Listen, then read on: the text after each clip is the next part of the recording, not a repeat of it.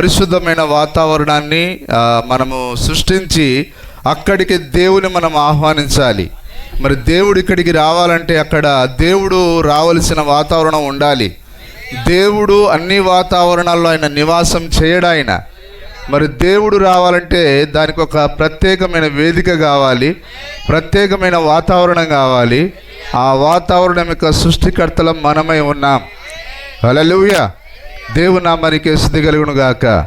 మరి మీరందరూ ప్రతి కూడికను ప్రార్థనతో ప్రారంభించాలని ప్రార్థన చేసుకొని రావాలని కోరుతూ ఉన్నాను. మరి తప్పకుండా అది మనందరి యొక్క బాధ్యత ఉన్నది. హల్లెలూయా. మరి రాత్రికాల సమయంలో కూడొచ్చిన మిమ్మల్ని అందరినీ మరి దేవుడు దీవించునుగాక. మరి రాత్రి మరి కూడొచ్చిన మీ అందరికీ ప్రభు యేసుక్రీస్తు నామంలో రాత్రికాల శుభములు తెలియజేస్తున్నాను. దేవుడు నిశ్చయంగా మిమ్మల్ని దీవించునుగాక. హల్లెలూయా. మరి అక్షరాల మనము ఒక కాలానికి వచ్చేసాం. మరి ఒక జంక్షన్కి మనం వచ్చేసాం. మరి ఒక కూడలి అనగా దేవుడు మరియు ఆయన ప్రజలు కలుసుకునే స్థలము, అదొక కూడలై ఉన్నది. మరి మనం ఒక జంక్షన్కి వచ్చేసాం, ఒక కూడలికి వచ్చాం. అది ఏదనగా ఎత్తబడే ఆ యొక్క కూడలికి మనం వచ్చేసాం. మరి ప్రవక్త చెప్పిన ఆ కార్యాలన్నీ మనం చూస్తూ ఉన్నాం. హల్లెలూయా. మరి దేవుడు చెప్పిన ఏ కార్యం కూడా అది మరి ఆ యొక్క బూరలు ఊది ఏదో గొప్పగా చాటింపుతో అది బయలుపరచబడదండి. దేవుడు చెప్పిన కార్యాలు సామాన్యంగా జరిగిపోతూ ఉంటాయి. హల్లెలూయా. మరి ఉదాహరణ మీరు చూడండి, దేవుడు మరి విత్తనాలను ఆయన మరి మొలకెత్తమని చెప్పినప్పుడు అవి ఎలాంటి శబ్దాలు చేయలేదు. అవి దేవుడు పలికిన మాటకు నిశ్శబ్దంగా అవి బయటికి వస్తూ ఉంటాయి. దేవుడు ఎల్లప్పుడూ సామాన్యతలు మాత్రమే బయలుపరచబడతాడు ఆయన. మరి మనం అనుకుంటున్నాం, ముఖ్యంగా సంఘశాఖల సంగతి పక్కన పెడదాం, దేవుడు వచ్చేటప్పుడు కనీసం ఆయన ఊ అని బూర ఊదకపోతాడా? లేరా లేరా లేరా అని తలుపు కొట్టకపోతాడా? హల్లెలూయా. అట్లాంటిది ఏం జరగదండి. దేవుడు నీకు కేవలం ఆయన సామాన్యతలో ఒక వాక్యాన్ని ఇచ్చాడు. ఆయన ఆ వాక్యాన్ని కనిపెట్టుకుని ఉండడం నీ బాధ్యత. మరి సూర్యుని చూడండి, ఆయన ఉదయించేటప్పుడు ఈ భూమి కంటే ఎన్నో రెట్లు పెద్దదైన సూర్యగ్రహము అది ఉదయించేటప్పుడు ఎలాంటి శబ్దాన్ని చేయదు. హల్లెలూయా. ఉదాహరణకు ట్రైన్ పట్టాల మీద ట్రైన్ పోతూ ఉంటే అది ఎంత శబ్దాన్ని చేస్తుంది? అది సూర్యుడు ఎంత, అది కేవలం ఒక చిన్న చీమ లాంటిది. చీమ కూడా కాదండి, అసలు ఒక కేవలం ధూళి లాంటిది. అదే అంత శబ్దాన్ని చేస్తే మరి సూర్యుడు ఏదైనా శబ్దాన్ని చేస్తున్నాడా? అంటే సూర్యుని ద్వారా మనకు ఏం నేర్పిస్తున్నాడు ఆయన? దేవుని కార్యాలు సామాన్యతలు జరిగిపోతాయి. అలాగనే దేవుడు చెప్పిన ప్రతి ప్రవచనము ఈరోజు మన కళ్ళ ఎదుట, మన యొక్క చెవులలో వినికిడిలలో సామాన్యంగా జరిగిపోతూ ఉన్నది. కానీ మనం ఇంకా తమాషాలు చూస్తూ ఉన్నాం. ఎత్తబడుట అనేది నీకు ఏమి చెప్పిరాదండి. ఎత్తబడుట అనేది వాక్యంలో ఆల్రెడీ చెప్పాడు ఆయన. మరలా ఆయన నీకు ప్రత్యేకంగా చెప్పేదంటూ ఏమి ఉండదు. నీవే ప్రతి వాక్యం కొరకు కనిపెట్టుకొని ఉండాలి. మరి వారు ఆ యొక్క తూర్పు దేశపు జ్ఞానులు ఆ యొక్క నక్షత్రం యొక్క కదలిక కొరకు వారు కనిపెట్టారు. 1-2 సంవత్సరాలు కాదు, వారు తాతలు ముత్తాతలు మరి వారి యొక్క తరతరాలు ఆ విధంగా కనిపెడుతూ వచ్చారు. అది తాతల కాలంలో ముత్తాతల కాలంలో జరగలేదు, కానీ ఆ కుమారుల కాలంలో అది జరిగి ఉన్నది. హల్లెలూయా. కాబట్టి ఎవరైతే కనిపెట్టారో వారికి మాత్రమే నక్షత్రము బయలుపరచబడి ఉన్నది. నిజమేనా? ఈరోజు కూడా ఎందరైతే రాకడ కొరకు కనిపెడుతున్నారో, ఈరోజు అమెరికా నుంచి ఒక పోప్ వస్తాడని ప్రవక్త ముందే చెప్పాడు. అక్షరాలు అది జరిగి ఉన్నది. అయినా కానీ ఈరోజు మన కుటుంబాల్లో కానీ, మన స్త్రీలలో కానీ, పురుషుల్లో కానీ ఎలాంటి మార్పు రావట్లేదు. ముందు ఎలాంటి జీవితాన్ని జీవించారో ఇప్పుడు కూడా అదే జీవితాన్ని జీవిస్తున్నారు. హల్లెలూయా. అయితే మనము ఆ ప్రవచనము నెరవేర్పు జరిగినప్పుడు అక్షరాల మనం ఏం చేయాలి? మనము మునుపటి కంటే మరి ఎక్కువగా మంచిగా జీవించాలి. మనము చాలా చక్కగా వాక్యం వరకు శ్రద్ధ వహించాలి. లాస్ ఏంజల్స్ సముద్రం యొక్క అడుగు కిందకి పోతుందని చెప్పాడా? ఇప్పుడు దాన్ని ఆయన కాల్ చేశాడు. ఆయన దాని బూడిదపైకి ఒకరోజు సముద్రము వెంటనే జరగదు సార్. దాన్ని కాల్ చేశాడు ఆయన. కానీ ఏదో ఒక రోజు ఊహించని రీతిగా అది ఒక సముద్రపు అడుగు కిందికి వెళ్ళబోతున్నది. లోకం అనుకున్నట్టుగా ఏం జరగట్లేదురా. ఆ విలియం బ్రెనామ్ చెప్పింది ఎక్కడ జరుగుతుంది అనుకున్న సమయంలోనే ఆయన దాన్ని సముద్రపు అడుగు కిందికి తీసుకెళ్తాడు. హల్లెలూయా. ఆ కాలిఫోర్నియా, లాస్ ఏంజల్స్ ప్రవక్త చెప్పినట్లుగా అవి దాని కొరకు సిద్ధపడి ఉన్నాయి. దానిపై సొదొమ గొమొర్రాను కాల్చిన తర్వాత వాటిపైకి ఆయన ఆ యొక్క ఏ సముద్రాన్ని, మృత సముద్రాన్ని తీసుకొని వచ్చాడు ఆయన. అలాగే దీన్ని కూడా అలాగే చేస్తాడు ఆయన. హల్లెలూయా. కాబట్టి మీరు అనుకున్నట్టుగా, నేను అనుకున్నట్టుగా ఏం జరగదండి. కేవలం ఆయన తన వాక్యంతోనే నడుస్తాడు ఆయన. ప్రతిసారి ఆయన నీకు వాక్యం చెప్పి మరలా ఆయన తలుపు కొట్టి నీకు ఒక బోర ఊది ఏమి చేయడు ఆయన. కేవలం ఆయన కార్యాలు, సామాన్యతలు జరిగిపోతూ ఉంటాయి. ప్రతి వాక్యం కొరకు ప్రభువా ఇది నా కాలంలో నా కళ్ళెదుట జరిగింది, అయితే ఇది ఎందుకొరకు నెరవేర్పు చేశావు, ఇదిగో నేను సిద్ధపడాలని, ఇదిగో నేను నా కుటుంబం సిద్ధపడాలని, నేను నా భార్య సిద్ధపడాలని, నేను నా కుటుంబం నా పిల్లలు సిద్ధపడాలని, ఇదిగో ఈ వాక్యం అంతా నా కళ్ళెదుట నెరవేర్పు చేస్తూ ఉన్నావు అనే సిద్ధపాటును నీవు మాత్రమే కలిగి ఉండాలి. నీకేదో ప్రతిసారి పాస్టర్ ఫోన్ చేసావు, సంఘ పెద్దలు ఫోన్ చేసావు, లేకపోతే వేరొకరు ఎవరు నిన్ను మేల్కొల్పరు. మేల్కొల్పునిచ్చేది వాక్యం మాత్రమే. హల్లెలూయా. వర్తమానం మాత్రమే. ఇదిగో పెళ్లి కుమారుడు అతను ఎదుర్కొన్న రండని కేక ఇది వరకే కేక వేసింది. ఇది వరకే వర్తమానికుడు కేక వేశాడు. మరలా నీకెవరు కేక వేయరు. హల్లెలూయా. అయితే నువ్వు కేకలో నీవు కనిపెడుతున్నావంటే ఆ బుద్ధిగల కన్యకలు ఆ కేక వేసిన దూతను వెంబడించాయి. అందుకే అవి తమ దివిటీలలో నూనెని కలిగి ఉన్నాయి. వారి యొక్క దివిటీలు ఆరిపోలేదు. హల్లెలూయా. వారి లోపల ఆసక్తి చల్లారిపోలేదు, వారిలో ప్రేమ చల్లారిపోలేదు. వారు ప్రతి బుధవారం సిద్ధంగా ఉన్నారు, ఆదివారం సిద్ధంగా ఉన్నారు. ఎవరు ఫోన్ చేయాలని వారు ఎదురు చూడలేదు, ఎవరో వాట్సాప్ పెట్టాలని ఎదురు చూడలేదు. హల్లెలూయా. కానీ వారు దూత వైపు వారు తేరి చూచారు. దూత ఏం చెప్పాడో దాన్ని చేశారు వాళ్ళు. అందుకొరకే పెళ్లి కుమారుడు కేవలం ఆ బుద్ధిగల కన్యకు మాత్రమే ఆయన ఆ ద్వారాన్ని తెరిచాడు ఆయన. ఈరోజు కూడా అంతేనా? ఈరోజు మన యొక్క దూత కేక వేస్తూ ఉన్నాడు. ఆ బుద్ధిగల కన్యక వాక్యంలో చెప్పబడింది, సూచనగా చెప్పబడింది, ఛాయారూపంలో చెప్పబడింది. కానీ అసలైన కన్యక ఇక్కడే ఉంది. ఆ మత్తయి సువార్త 25లో చెప్పబడిన ఆ సూచన కన్యక అది ఇక్కడే కూర్చొని ఉన్నది. ఇప్పుడు ఆమె అక్కడ ఆ సూచనలు కనిపెడతా ఉందంటే ఆమె ఇక్కడ కూడా కనిపెడుతూ ఉండాలి. సూచనలో ఉన్న కన్యక ఏం చేసింది? కనిపెట్టిందా లేదా? ఆ స్వరాన్ని విని అవి తమ యొక్క దీవిటీలను సిద్ధపరచుకున్నాయి. కాబట్టి ఈరోజు మనం సిద్ధపరచుకుంటున్నామా? బుధవారం టయానికి రావడానికి నిర్లక్ష్యం చూపిస్తున్నాం. ఆరాధికుడు తప్పకుండా 45 నిమిషాల గంట ముందుగా రావాలి. అది ప్రతి ఆరాధికుని యొక్క బాధ్యత అది. హల్లెలూయా. ఇక్కడ నువ్వు లోకల్లో ఉండి కూడా, పురుషుడే ఉండి కూడా, హల్లెలూయా, నీకు అన్ని సౌకర్యాలు ఉండి టయానికి రాకపోతే మరి ఏ సౌకర్యం లేని స్త్రీలు ముందుగా వస్తున్నారు. సిగ్గుపడాలి మనం తప్పకుండా. వారు వేరే వేరే ఆటోలు ఎక్కి టయానికి వస్తూ ఉంటే మరి ఈరోజు మనకు అన్ని బండ్లు, కార్లు, లేకపోతే ఆటోలు ఉండి కూడా సమయానికి రాకపోతే నువ్వు దూత యొక్క స్వరానికి ఎక్కడ లోబడ్డావు? ఎక్కడ యొక్క దూత యొక్క కేకకు నువ్వు సిద్ధపడుతూ ఉన్నావు? ఎందుకు ఆలస్యంగా వస్తున్నావు అంటే నీకు సిద్ధపాటు లేదని నీ యొక్క జీవితం చూపిస్తున్నది. వారి ఫలముల ద్వారా మీరు వారిని తెలుసుకుందురు అన్నాడు ఆయన. హల్లెలూయా. కాబట్టి మనం ఖచ్చితంగా మనం రాకడ కొరకు సిద్ధపడతా ఉంటే మనం తప్పకుండా సమయానికి రావాలి. సమయానికి వచ్చి మనం ప్రార్థన చేయాలి. హల్లెలూయా. బైబిల్ వాక్యం సెలవిస్తున్నది, యెహోవా కార్యమును అశ్రద్ధగా చేయవాడు శాపగ్రస్తుడు అగునుగాక. కాబట్టి దేవుడు మన పైన ఉన్న శాపాన్ని తొలగించాడు ఆయన. శాపాన్ని తొలగించిన తర్వాత మరలా ఎందుకు శాప కార్యాలు చేసేది? మనం ముందుగా రావాలి. మన పైన శాపం లేదంటే మనం తప్పకుండా సమయానికి వస్తాం. హల్లెలూయా. బుధవారం చర్చికి రావడం యెహోవా కార్యం, ఆదివారం చర్చికి రావడం యెహోవా కార్యం, చక్కగా చప్పట్లు కొట్టడం యెహోవా కార్యం, నోటితో జీవఫలములు అనగా పాటలు పాడుట, స్తుతించుట అది యెహోవా కార్యం. అది హల్లెలూయా. దేవుని నామానికి మహిమ కలుగును గాక. మరి ఈరోజు మనకు సిద్ధపాటు ఉన్నట్లయితే మన జీవిత కదలిక ద్వారా మనము దేవునికి తెలియపరచాలి. హల్లెలూయా.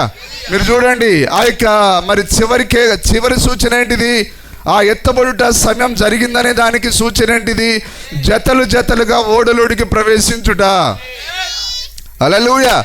అదే చివరి సూచన ఉన్నది. దేవుని నామానికి మహిమ కలుగును గాక. ఈరోజు దేవుడు మన కుటుంబాలను ఎందుకు ఎన్నుకున్నాడు? ఆయన భార్య వస్తే భర్త రాకుండా, భర్త వస్తే భార్య రాకుండా కాదు, భార్య భర్తలు వస్తే పిల్లలు రాకుండా కాదు, ఓడలోనికి జతలు జతలుగా ప్రవేశించాయి.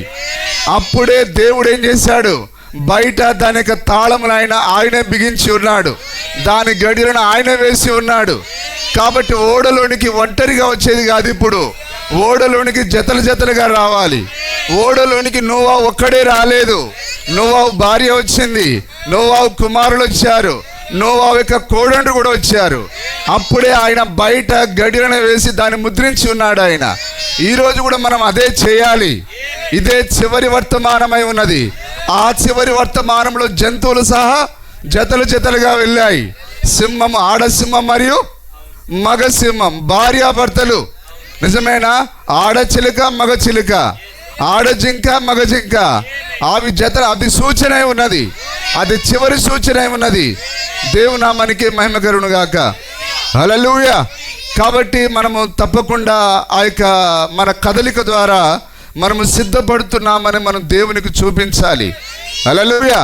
కాబట్టి ప్రియమైన స్నేహితులారా, జాగ్రత్త వినండి. మరి దేవుడు ఏది మనకు ప్రతిసారి అయినా కొరడా తీసుకోనో, కర్ర తీసుకోనో, బెత్తం తీసుకోనో మనకు ఆయన ప్రతిసారి చెప్పడు. ఆయన బెత్తం ఏంటిదంటే వాక్యమే ఆయన బెత్తము, వర్తమానమే ఆయనకు బెత్తము. కాబట్టి అమెరికా వైపు నువ్వు దృష్టిని పెట్టాలి. అక్కడ ఏం జరుగుతున్నది? ఆ యొక్క రోమ్ పైన నీ దృష్టిని పెట్టాలి, ఇజ్రాయెల్ పైన నీ దృష్టిని పెట్టాలి. దేవుడు అక్కడ ఏం కార్యాలు చేస్తున్నాడు ఆయన. హల్లెలూయా. అవన్నీ మనకు అవసరమై ఉన్నాయి. దేవుడు తప్పకుండా ప్రతి కదలికను ఆయన మనల్ని గమనించమంటున్నాడు. నిజమేనా? ఆ యొక్క అంజురపు వృక్షమును చూడమని చెప్పాడు ఆయన, గమనించమన్నాడు ఆయన. మరి అంజురపు వృక్షం ఎవరు? ఇజ్రాయెలే ఉన్నది. మిగతా వృక్షాలను కూడా కనిపెట్టమన్నాడు ఆయన. మిగతా దేశాల యొక్క కదలికను మనం చూడాలి. ఈరోజు సంఘ శాఖల యొక్క కదలికను కూడా మనం చూడాలి. అవన్నీ దేని కొరకు? బలం కొరకు ఎదురు చూస్తున్నాయి. అవన్నీ సంఘ శాఖలైన ఒక గొడుగు కిందకి రావడానికి వారు ఒక నాయకుని కొరకు ఎదురు చూస్తున్నారు. ఒక తిరుగులేని నాయకుడు మాకు కావాలి. మా మతానికి ఎవరు అడ్డు రాకుండా మమ్మల్ని నడిపించే ఒక నాయకుడు కావాలి. ఈరోజు వాటి కొరకు ఎదుగుతూ ఉన్నాయి. అయితే వధువు అయితే ఈ లోక సంబంధమైన నాయకత్వాన్ని కోరట్లేదు, కానీ వధువు పరలోక సంబంధమైన పెళ్లి కుమారుని కొరకు కనిపెడుతూ ఉన్నది. హల్లెలూయా. కాబట్టి ఎన్ని కదలికలు మనకు అవసరమై ఉన్నాయి. ఈ కదలికలను మనం గమనించినప్పుడే మనము మన కుటుంబాలు వాక్యం కొరకు మనం సిద్ధపడగలుగుతాం. హల్లెలూయా. కాబట్టి మీకెవరు పాస్టర్ ప్రతిసారి చెప్పడండి, ప్రతి కదలికను మనమే గమనించాలి. దేవుడు సామాన్యతలో మాత్రమే తన కార్యాలు జరిగిస్తాడు. ప్రతిసారి అయినా మేము దండోర వేయించడు ఆయన. ప్రతిసారి అయినా నేను దిగి వస్తున్నానంటే ఓహో వారు అదే అనుకున్నారు, ఆ కయప్ప అనుకున్నాడు, లేకపోతే ఆ ఇజ్రాయెల్ అందరూ అనుకున్నారట. యేసయ్య వచ్చాడు, రారాజు వచ్చాడు అని చెప్పి మన కయప్ప గారు ముందు నడుస్తూ ఉంటే, వెనకాల మనం అందరం పోతూ ఉంటే ఆ మెస్సయ్య ముందు నడుస్తూ ఉంటాడు, ఆ గుర్రం పైన స్వారీ చేస్తాడు ఆయన. ఆ విధంగా మన కయప్ప సారికి తెలియకుండా ఏది జరగదనుకున్నారు వాళ్ళు, మన అన్నకు తెలియకుండా ఏమి జరగదనుకున్నారు. కానీ వారు అనుకున్నట్టుగా రాలేదు ఆయన. దేవుడు తన కుమారుని భూమి మీదకి పంపించేటప్పుడు ఎలాంటి దండోరాలు వేయించలేదు ఆయన. ఇదిగో నా ఏకైక కుమారుని పంపించాడు హో అని చెప్పి ఎలాంటి సాటింపు వేయలేదు ఆయన. తన వాక్యంలో ఏమని పలికాడో, తన ప్రవక్త అయినా తన ప్రవక్తల ద్వారా ఏం చెప్పాడో ఆ వాక్య ప్రకారంగా ఆయన ఎలాంటి కదలిక లేకుండా, ఎలాంటి అడావిడి లేకుండా, ఎలాంటి డంబములు లేకుండా, ఎలాంటి పెద్ద పెద్ద శబ్దాలు చేయకుండా ఆయన నిశ్శబ్దంగా తన కార్యాలు చేశాడు ఆయన. ఆ యెరూషలేము యొక్క బయట, ఆ మత కేంద్రానికి బయట తన కార్యాలను సామాన్యతలు జరిగించాడు ఆయన. హల్లెలూయా. లోకమంతటా ఆ యొక్క మత కేంద్రాలను గమనిస్తున్నాయి. కానీ దేవుడు సామాన్యతలో ఆయన తన కార్యాన్ని జరిగిస్తున్నాడు. ఎక్కడ? తన వధువులో అయినా, ఆ బెత్లెహేములో అయినా తన కార్యాలు జరిగిస్తున్నాడు ఆయన. హల్లెలూయా. ఆ రోజు బెత్లెహేము ఉన్నదంటే ఈరోజు కూడా బెత్లెహేము ఉన్నది. నిరాకరించబడిన బెత్లెహేము, తృణీకరించబడిన బెత్లెహేము, తృణీకరించబడిన ఆ యొక్క పశువుల పాక. హల్లెలూయా. ఈ రోజుకు నువ్వు దేవుడు అదే విధంగా కదులుతూ ఉన్నాడు ఆయన. హల్లెలూయా. ఇప్పుడు ఆయన దేవుడు 10,000 మందిని పిలిచాడు. ఆ యొక్క ఎవరిని? ఆ సిరియన్లు లేదా ఫిలిష్తీయులను తరిమేదానికి. కానీ అందులో నుంచి ఆయన మళ్ళీ ఫిల్టర్ చేశాడు. ఆయన 300 మందిని ఆయన నిలబెట్టాడు ఆయన. హల్లెలూయా. ఆ 300 మంది అనుకున్నారు మనము మరి ఎలాంటి కత్తులు వాడాలో, ఏం చేయాలంటే ఆయన ఎట్లాంటి ఏమి కత్తులు ఇవ్వలేదు, ఆయన ఏమి ఇవ్వలేదు ఆయన. హల్లెలూయా. కేవలం కలనిచ్చాడు. ఏమిచ్చాడు? శత్రు సైన్యానికి కలనిచ్చాడు. ఒకరి కల వచ్చింది, అరే ఆ దొర్లుకుంటూ వచ్చిన ఆ రొట్టె ఏదో కాదురా, అది అక్షరాల గిద్యోనక కత్తే. వారు అట్లాగా మాట్లాడుకొని వారికి వారే పరారైపోయారు. చూసారా దేవుని కార్యాలు? వీళ్ళు కూడా ఊహించలేదు. మరి మనం వారిని చుట్టుముట్టి ఏ విధంగా వారిని పొడవాలా, ఏ విధంగా చేయాలనుకున్నారు వాళ్ళు. కానీ దేవుడు అట్లాగా చేయడు. ఆయన తన యుద్ధాన్ని మరి సామాన్యతలో ముగిస్తాడు ఆయన. ఈరోజు కూడా దయ్యానికి వధువుకు మధ్యలో లేదా దయ్యానికి దేవునికి యుద్ధం జరుగుతూ ఉన్నది. కానీ ఆ యుద్ధం చివరి ఫైట్ వచ్చేసరికి చాలా టఫ్గా ఉంటుంది అనుకుంటున్నారు. కానీ ఇప్పటికే యుద్ధం అయిపోవడానికి వచ్చింది. హల్లెలూయా. వధువు ద్వారా ఆయన దయ్యంతో పోరాడుతూ ఉన్నాడు. నిజమేనా? సామాన్యతలో యుద్ధం ముగించబడుతూ ఉన్నది. ఈ యుద్ధం ముగించబడిన తర్వాత, మన యుద్ధోపకరణాలు వదిలేసిన తర్వాత అప్పుడు ఆయనను మనం కలుసుకుంటాం. అబ్రహాము తన యుద్ధోపకరణాలను పక్కన పెట్టి ఆ మెల్కీసెదెకుని కలుసుకున్నాడు ఆయన. నిజమేనా? మన పోరాటములు, యుద్ధములు ముగించబడిన తర్వాత ఆయనయే మన కొరకు ఆయన రొట్టె ద్రాక్షరసం తీసుకుని వస్తాడు. ఎక్కడ? మధ్యాకాశంలో. హల్లెలూయా. ఆయన మనతో ఆ రొట్టె ద్రాక్షరసాన్ని, ఆ ప్రేమ విందును ఆయన మధ్యాకాశంలో ఏర్పాటు చేస్తాడు ఆయన. కాబట్టి మనం తప్పకుండా జాగ్రత్తగా దేవుని యొక్క సామాన్యమైన కార్యాలను మనమే కనిపెట్టాలి. ఏ గృహానికి ఆ గృహం. హల్లెలూయా. మరి అందరూ ఒక చోట కూడుకునేది కాదు ఇప్పుడు. నిజమేనా? ఆ రోజు ఆ రాత్రి మరణదూత సంచరిస్తున్నప్పుడు మరి ఏ గృహానికి ఆ గృహం, ఆ గృహంగా కూడుకొని వారి ఆ గొర్రె పిల్లను వధించి ఆ కుటుంబంతో సాధారణ తినాలి. ఇప్పుడు కూడా తినే సమయం ఇదే. ఏ కుటుంబానికి ఆ కుటుంబం సిద్ధపడాలి. ఏ స్త్రీకి ఆ స్త్రీ, ఏ పురుషునికి ఆ పురుషుడు సిద్ధపడే సమయం ఇది. హల్లెలూయా. దేవుని నామానికి మహిమ కలుగును గాక. కాబట్టి ఇదేదో మరి ఆ యొక్క గొప్పగా మరి అందరూ చూస్తూ ఉంటే జరిగే కార్యం కాదు. ఇది సామాన్యతలో జరిగిపోయే కార్యాలు. దేవుడు తన ప్రతి కార్యాన్ని ఆయన సామాన్యతలో జరిగిస్తాడు ఆయన. మరి ఆ రోజు శిష్యులు అడిగారు, అయ్యా మా శాస్త్రులు పరిసయ్యులు ప్రతి శనివారం బోధిస్తున్నారు కదా, మరి ఆ మెస్సయ్య రావడానికి ముందుగా ఏలియా రావాలని. నిజమేనా? అప్పుడు ప్రభు ఏమన్నాడు?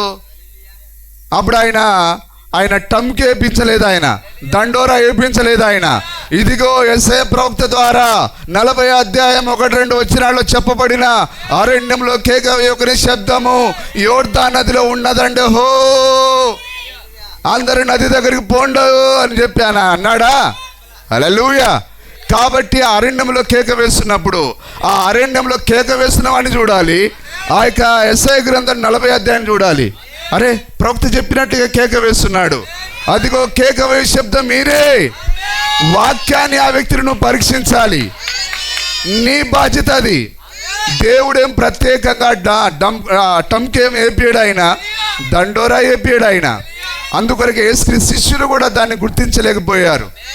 ఏలియా ఇది వరకు వచ్చాను, వారు అతని పట్ల తమకిష్టం వచ్చినట్లు చేసిరి.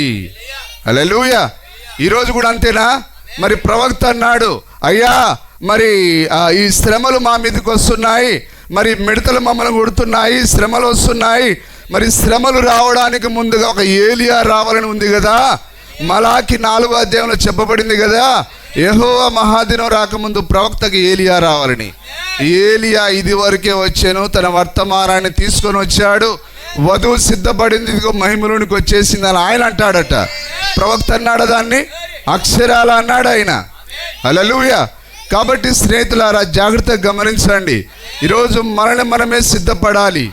సిద్ధపాటు ఎవరో మనల్ని సిద్ధపరిచేది కాదు. ఇది దేవుని నామానికే స్తుతి కలుగును గాక. హల్లెలూయా. కాబట్టి మన యొక్క కుటుంబాలతో మనం రావాలి, పిల్లలతో మనం రావాలి, మనం వేగిర పడుతూ రావాలి, పాటలు పాడుతూ రావాలి. ఎందుకంటే మనం ఎల్లప్పుడూ సంతోషకరమైన వాతావరణాన్ని మనము క్రియేట్ చేయాలి. సరే, ఆ మూల వాక్యాన్ని మనం చదువుదాం. చదివిన వాక్యాన్ని దయచేసి చదవండి. మరియు నీవు పేతురు ఈ బండ మీద నా. అర్థమైంది ఎవరికైనా? సార్, నువ్వు కేవలం పేతురువు, నువ్వు ఏమి కావు, నువ్వు కేవలం ఉట్టివాడు అని అర్థం. కేవలం ఒక రాయివి, నీ వలన ఎలాంటి ఉపయోగం లేదు. హల్లెలూయా. దేవుని నామానికి మహిమ కలుగును గాక. నీవు పేతురువు, ఈ బండ మీద నా సంఘమును కట్టుదును. అంతేనా? మనం పేర్లు చెప్పుకుంటే మనం కేవలం పేర్లకు సంబంధించిన వారమే. మన వలన జరిగేది ఏమీ లేదు. హల్లెలూయా. అయితే నువ్వు కేవలం పేతురువు, ఈ బండ మీద నా సంఘమును కట్టుదును. అయితే నేను పేతురు మీద కట్టట్లేను, బండ మీద కడుతున్నాను అంటున్నాడు ఆయన. బండ అనగా ప్రతిసారి దాన్ని మనం ఏమని చూడాలి? ప్రత్యక్షత. కాబట్టి దేవుడు తన సంఘాన్ని దేనిపైన కడతాడట? నిన్ను మహిమలోనికి తీసుకొని పోయేది ఏంటిది? ప్రత్యక్షత. కాబట్టి ప్రత్యక్షత అనే గొప్ప ఆశ ఇది. హల్లెలూయా. దేవుడు పేతురును, పామరుడైన పేతురును జ్ఞానవంతుడిగా చేయలేదు. పేదవాడైన పేతురును ఆయన ధనం ఇవ్వలేదు, కానీ ఒక గొప్ప ఆశనిచ్చాడు ఆయన. ఏమిచ్చాడు? ప్రత్యక్షతనిచ్చాడు. మరి పరలోకంలో ఉన్న గొప్ప ఆశని చెప్పండి. ప్రత్యక్షత. దీన్ని బట్టైనా మనం సంతోషపడాలి. ఎప్పుడు ఏమీ మనకు సంబంధం లేదు సార్. ఏదో పోగొట్టుకున్నట్టుగా బిగసకపోయి ఏన్సారి బతికి ఇంత గబ్బు జీవితానికి దేవుడు ఇంత గొప్ప వర్తమానం ఇస్తే, ఏదో మూట ఏమైనా కట్టుకొని రాలేదు, డబ్బుల నోటుతో మనం పుట్టలేదు, కానీ దేవుడు మనకు ప్రత్యక్షతనిచ్చాడు. ఈ ప్రత్యక్షత మీద నా సంఘమును కట్టుదును. కాబట్టి నువ్వు ఆయన సంఘంగా కట్టబడాలంటే నీకు ప్రత్యక్షత కావాలి. దేనిని గురించి ప్రత్యక్షత? వాక్యం రాయబడి ఉంటుంది, కానీ రాయబడిన వాక్యాన్ని కూడా ఏం కావాలి? ప్రత్యక్షత కావాలి. చెప్పండి, మొద్దులు చెప్పండి. రాయబడిన వాక్యానికి ఏం కావాలి? ప్రత్యక్షత కావాలి. ఉప్పు కప్పు రంగులాగా చదివితే అర్థం కాదు అది, కానీ రాయబడిన ప్రతి వాక్యము నీకు ప్రత్యక్షతను తీసుకొని రావాలి. హల్లెలూయా. ఆ ప్రత్యక్షతని చేదేవారంటే పరిశుద్ధాత్ముడు. నిజమేనా? కాబట్టి ఆ పరిశుద్ధాత్మ మనలో ఉన్నప్పుడు ప్రతి వాక్యానికి ఆయన మనకు ప్రత్యక్షతనిస్తాడు ఆయన. హల్లెలూయా. దేవుని నామానికే స్తుతి కలుగును గాక. మన ప్రవక్త అన్నాడు, సేవకుడు అనేవాడు, కాపరి అనేవాడు సంఘానికి అనుగ్రహించబడిన ఒక వరం అన్నాడు ఆయన. హల్లెలూయా. ఇప్పుడు సంఘానికి దేవుడు వరంగా ఎవరినిచ్చాడు? సంఘ కాపరినిచ్చాడు. సంఘ కాపరి సంఘానికి అనుగ్రహించబడిన ఒక వరమై ఉన్నాడు. హల్లెలూయా. కాబట్టి మనకు దేవుడు ప్రతిసారి ఆయన తన కార్యాలతో మాట్లాడతాడు. ఆయన ప్రత్యక్షత మీద నా సంఘమును కట్టుదును. మరి సంఘము దేనితో కట్టబడుతుంది? వాక్యంతో కట్టబడుతుంది. అంటే వాక్యము నీవు చేయాలంటే నీకు ఏం రావాలి? ఆ వాక్యమును గూర్చిన ప్రత్యక్షత రావాలి. హల్లెలూయా. కాబట్టి నేను వాక్య ప్రకారంగా జీవింపజేసేది ఏంటిది? ప్రత్యక్షతే. కాబట్టి ఈరోజు చాలా మంది మనం చదువుతున్న బైబిలే చదువుతున్నారు, కానీ వారికి ఎలాంటి ప్రత్యక్షత లేదు. అంటే ఆ వాక్యం కొరకైనా నిన్ను ముందుగా ఎన్నుకొని ఉండాలి, ప్రత్యక్షత కొరకైనా నిన్ను ఎన్నుకొని ఉండాలి ఆయన. హల్లెలూయా. యేసుక్రీస్తు నామములో వేడి వాతావరణం దూరమగును గాక. ఇప్పుడే ఆ చెట్లు కదలాడును గాక. హల్లెలూయా. పలుకుతారా? వధువు పలికితే చెట్లు కదలగలవా? వాతావరణం చల్లగా మారగలదా? హల్లెలూయా. ఏం డౌటే సార్, నా మాట మరి మా అబ్బాయి వినడు, మా ఆవిడ వినది, చెట్లే వింటాయి. సరే, వాళ్ళు విన్నా వినకపోయినా చెట్లు వింటాయి ఖచ్చితంగా. హల్లెలూయా. పలుకుము మొరపెట్టనేలా అన్నాడు ఆయన. హల్లెలూయా. సరే చూడండి, ఆ ప్రత్యక్షత అనేది మనల్ని దేవుని యొక్క సంఘంగా మారుస్తూ ఉన్నది.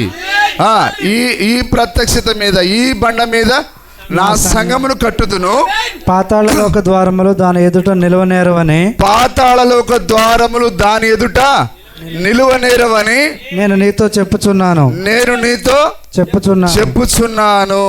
హల్లెలూయా. కాబట్టి ప్రత్యక్షత ముందు నిజంగా ఒక స్త్రీకి ప్రత్యక్షత వచ్చినప్పుడు, నిజమేనా? ఆ స్త్రీకి ప్రత్యక్షత వచ్చినప్పుడు హల్లెలూయా, ఆమె ముందు తోడికోడలు నిలబడదు, ఆమె ముందు ఉన్న అత్త నిలబడదు. ఇవన్నీ ఏంటిది? పాతాళలోక ద్వారాలు, దాని ఎదుట నిలవనేరవు అన్నాడు ఆయన. కాబట్టి ఎవరెన్ని మాటలు చెప్పినా ప్రత్యక్షత పొందిన స్త్రీ వారి మాటకు లొంగదు. హల్లెలూయా. ఒక ఆయన అన్నాడు, అయ్యా నువ్వు నా తల నరికినా సరే నేను ఈ వాక్యం కొరకు నిలబడతా అన్నాడు. ఆయనే జాన్ గారు, పాస్టర్ని పట్టుకొని వచ్చాడు ఆయన. హల్లెలూయా. మరి ఆ విధంగా మాట్లాడగలిగినది ఏంటిది చెప్పండి? అదే ప్రత్యక్షత. ఈ వాక్యం కొరకు నేను స్థిరంగా నిలబెట్టేది. ఎంతమంది వచ్చినా, నీ యొక్క కుడి పక్కన 1000 మంది కూలినా, ఎడం పక్కన 10,000 మంది కూలినా అపాయము నాకు రాదన్నాడు ఆయన. అదే ఎందుకు రాదు అపాయం? దేవుడు నీకు ప్రత్యక్షతనిచ్చాడు. కాబట్టి ప్రత్యక్షత పొందిన స్త్రీని దాని ఎదుట ఏది కూడా నిలవనేరదు.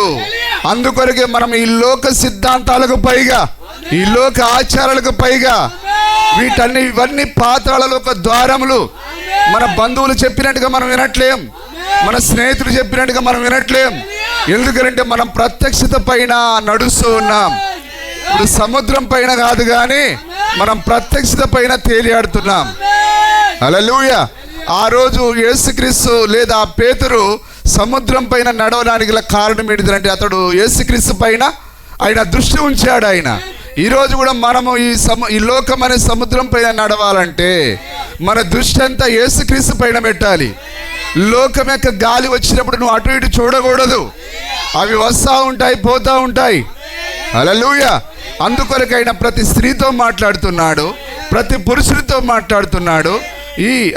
ఈ బండ మీద నా సంఘమును కట్టుదును, దాని ఎదుట పాతాళలోక ద్వారములు నిలవనేరవు. నేను నీతో చెప్పుచున్నాను. పరలోక రాజ్యం యొక్క తాళపు చెవులు. హల్లెలూయా. పరలోక రాజ్యం యొక్క తాళపు చెవులు. నిజమేనా? హల్లెలూయా. మరి మనం చూస్తే ఆటోకు తాళం ఉంటుంది. నిజమేనా సార్ తిమోతి గారు? ఆటోకు తాళం ఉంటుంది, బైక్ తాళం ఉంటుంది, కారుకు తాళం ఉంటుంది. మరి కారు తాళం బైక్ పనిచేయదు, బైక్ తాళం కారుకు పనిచేయదు, ఆటో తాళం ఇంటికి పనిచేయదు. దేని తాళాలు దానికే. హల్లెలూయా. మరి ఈరోజు గొప్ప గొప్ప శాస్త్రవేత్తలు, చదువుకున్నవారు, పండితులు, మేధావులు ఉన్నారు. కానీ వారికి ఒక తాళం మరొక దానికి పనిచేయదన్న సంగతి వారికి తెలియట్లేదు. నిజమేనా? అయితే దేవుడు ఇప్పుడు మనకు కారు తాళమో, ఇంటి తాళమో, బీరువా తాళమో, ఆటో తాళమో ఇవ్వలేదు ఆయన. అయితే ఆయన పేతురికి ఆయన ఒక ప్రత్యేకమైన తాళపు చెవులను ఇచ్చాడు. ఏంటిది ఆ తాళపు చెవి? పరలోక రాజ్యం యొక్క తాళపు చెవులు. హల్లెలూయా. దేవునామానికి మహిమ కలుగును గాక. మరి నిజంగా దేవుడు పేతురికి ఇచ్చాడా? మరి దేవుడు నీకు పరలోక రాజ్యం యొక్క తాళపు చెవులు ఇవ్వాలంటే నువ్వు పెద్ద కులంలో పుట్టనక్కర్లేదు, నువ్వేదో బాగా చదువుకోనక్కర్లేదు, నువ్వేదో పెద్ద మాటకారి లోడలోడ వాగవలసిన అవసరం లేదు. హల్లెలూయా. అయితే ఆయన నువ్వు ఏది కాకపోయినా నీవు ఆయన మార్గంలో వస్తే నీకు ఆయన పరలోక రాజ్యం యొక్క తాళపు చెవులు ఇస్తాడు. చెవులు అంటే ఎన్ని చెప్పండి? ఆయన ఒకటి ఇవ్వలేదు కానీ 2 ఇచ్చాడు ఆయన. పరలోక రాజ్యం యొక్క తాళపు చెవులు ఇచ్చాడు ఆయన. ఈ చెవులు కాదు సార్, తాళపు చెవులు. మరి చెవి కాదు కానీ చెవులు ఇచ్చాడు ఆయన. అంటే అవి 2 ఉండాలి. దేవునామానికి మహిమకరుడు గాక. ఇప్పుడు ఆ తాళపు చెవి ఏంటిది? నీకు ఎలాగ రాగలదు అది? పేతురికి ఆయన అయ్యా నువ్వు బాగా ఉపవాసం ఉంటే నీకు ఇస్తాను అనలేదు ఆయన, నువ్వు బాగా ప్రవచనాలు చెప్తే ఇస్తాను చెప్పలేదు ఆయన, నువ్వు మోకాళ్ళ పైన ఉంటే నీకు ఇస్తాను చెప్పలేదు ఆయన. కానీ ఆయన ఎప్పుడైతే ప్రత్యక్షతను పొందుకున్నాడో అప్పుడే తాళాలను పొందుకున్నాడు ఆయన. హల్లెలూయా. ఈ నిలబడుకొని ఉన్నా, హల్లెలూయా చెప్తారా? ఇక్కడ యేసుక్రీస్తు నిలబడుకొని ఉన్నాడు. ఈయన ఎవరు అనేది ప్రత్యక్షత వచ్చింది. ఎవరికి? పేతురుకి వచ్చింది. అప్పుడే ఎప్పుడైతే యేసుక్రీస్తుని గురించిన ప్రత్యక్షత పేతురు పొందుకున్నాడో అప్పుడే ఆయన తాళపు చెవులు చేశాడు ఆయన. హల్లెలూయా, దేవుని నామానికి మహిమ కలుగును గాక. కాబట్టి ఈరోజు నీవు కూడా అదే, ఎప్పుడు యేసుక్రీస్తు ఎవరు అనే ఆ ప్రత్యక్షత నీకు ఎప్పుడైతే వస్తుందో అప్పుడు నువ్వు తాళపు చెవులను కలిగి ఉంటావు. నిజమైన యేసుక్రీస్తు మనకు ఎవరు? ఒక్కడే అయినా దేవుడైనా, రెండో వాడు కాదు, మూడో వాడు కాదు, ఈయన ఒక్కడే అయిన దేవుడు. ఈయనయే తండ్రి, ఈయనే కుమారుడు, ఈయనయే పరిశుద్ధాత్మ. హల్లెలూయా. అప్పుడు మాత్రమే ఆయన నీకు తాళపు చెవులు ఇస్తాడు ఆయన. వింటున్నారా సార్? అక్కడ కూర్చున్న వారు వింటున్నారా? మరి చూడండి, ఇక్కడ మనం ఈ సందర్భాన్ని మనం గమనించాలి. ఇప్పుడు యేసుక్రీస్తు అడిగాడు, నన్ను గురించి ఏమనుకుంటున్నారు? అయ్యా, ఒక గుంపు వారు ఇర్మియా, యోహాను ప్రవక్త, అదో ఇదో ఏదో అనుకుంటున్నారు. అప్పుడు ఆయన తన శిష్యులను అడిగాడు. ఆయన ఇప్పుడు పేతురు అన్నాడు, నీవు సజీవుడైన దేవుని కుమారుడవైన క్రీస్తు అని అన్నాడు ఆయన. అప్పుడు వెంటనే వాగ్దానం చేశాడు, ఎస్, నేను ఎవరో నువ్వు బయలుపాటు ప్రత్యక్షత ద్వారా తెలుసుకున్నావు కాబట్టి నీకు పరలోక రాజ్యం యొక్క తాళపు చెవులు నీకు ఇచ్చేదను. మనం బాప్తిసం పొందకముందే మనం ప్రత్యక్షతను కలిగి ఉన్నాం. నిజమేనా? నీవు యేసుక్రీస్తు ఒక్కడే అని నమ్మినప్పుడే నీవు యేసుక్రీస్తు నామములో బాప్తిసం పొందుతావు. తండ్రి యొక్కయు కుమారుని యొక్కయు పరిశుద్ధాత్మ యొక్కయు నామమే ప్రభు అయిన యేసుక్రీస్తు. ఆ తండ్రి కుమారుడు, కుమారుడే పరిశుద్ధాత్మ అనే బయలుపాటు నీకు ఎప్పుడైతే వస్తుందో, హల్లెలూయా, అప్పుడు నువ్వు ఎక్కడికి వెళ్ళావు? నీటి మడుగులోనికి వెళ్ళావు. నిజమేనా కాదా? ఆ మూడు నామాలు, ఆ మూడు బిరుదులు ఒక్క ఆయనకే ఉన్నది. ఆయన ఎవరైనా? ప్రభు అయిన యేసుక్రీస్తు. హల్లెలూయా. ఆ విధంగా నువ్వు గ్రహించినప్పుడు మాత్రమే నీకు తాళపు చెవులు ఇస్తాడు ఆయన. ఏడిది? పరలోక రాజ్యానికి ఒకే ఒక తాళపు చెవి ఉన్నది. అన్ని తాళపు చెవులు పట్టవండి. హల్లెలూయా, దేవుని నామానికి స్తుతి కలుగును గాక. ఎప్పుడైతే ఈయన ఒక్కడే, ఈయన దేవుడు అని ఎప్పుడైతే పేతురు నమ్మాడో అప్పుడు ఆయన తాళపు చెవులను ఇచ్చాడు ఆయన. ఎప్పుడైతే ఈ తండ్రి, కుమారుడు, పరిశుద్ధాత్మ ప్రభు అయిన యేసుక్రీస్తుని నువ్వు నమ్ముతావో ఇప్పుడు నువ్వేం చేస్తావు? ఆ నీళ్ళలోనికి దిగుతావు. హల్లెలూయా. ఇప్పుడు దేవుడు పేతురికి ఇచ్చిన తాళపు చెవి ఏంటిది? ఒకటి నామము, రెండోది పరిశుద్ధాత్మ. అందుకే పరలోక రాజ్యం యొక్క తాళపు చెవులు నీకు ఇచ్చేదను. ఒక తాళపు చెవి పేరు ప్రభు అయిన యేసుక్రీస్తు. అదే నామం అనే తాళపు చెవి. ఆ నామమును వాడితేనే నీకు మరొకటి వస్తుంది. హల్లెలూయా. అదే పరిశుద్ధాత్మ. నీకు నామం బయలుపరచబడితేనే పరిశుద్ధాత్ముడు వస్తాడు. నీవు ఊరా బాబా శకరమాన అంటే పరిశుద్ధాత్ముడు రాడు. కానీ నువ్వు నామాన్ని ఎరిగి ఉండాలి.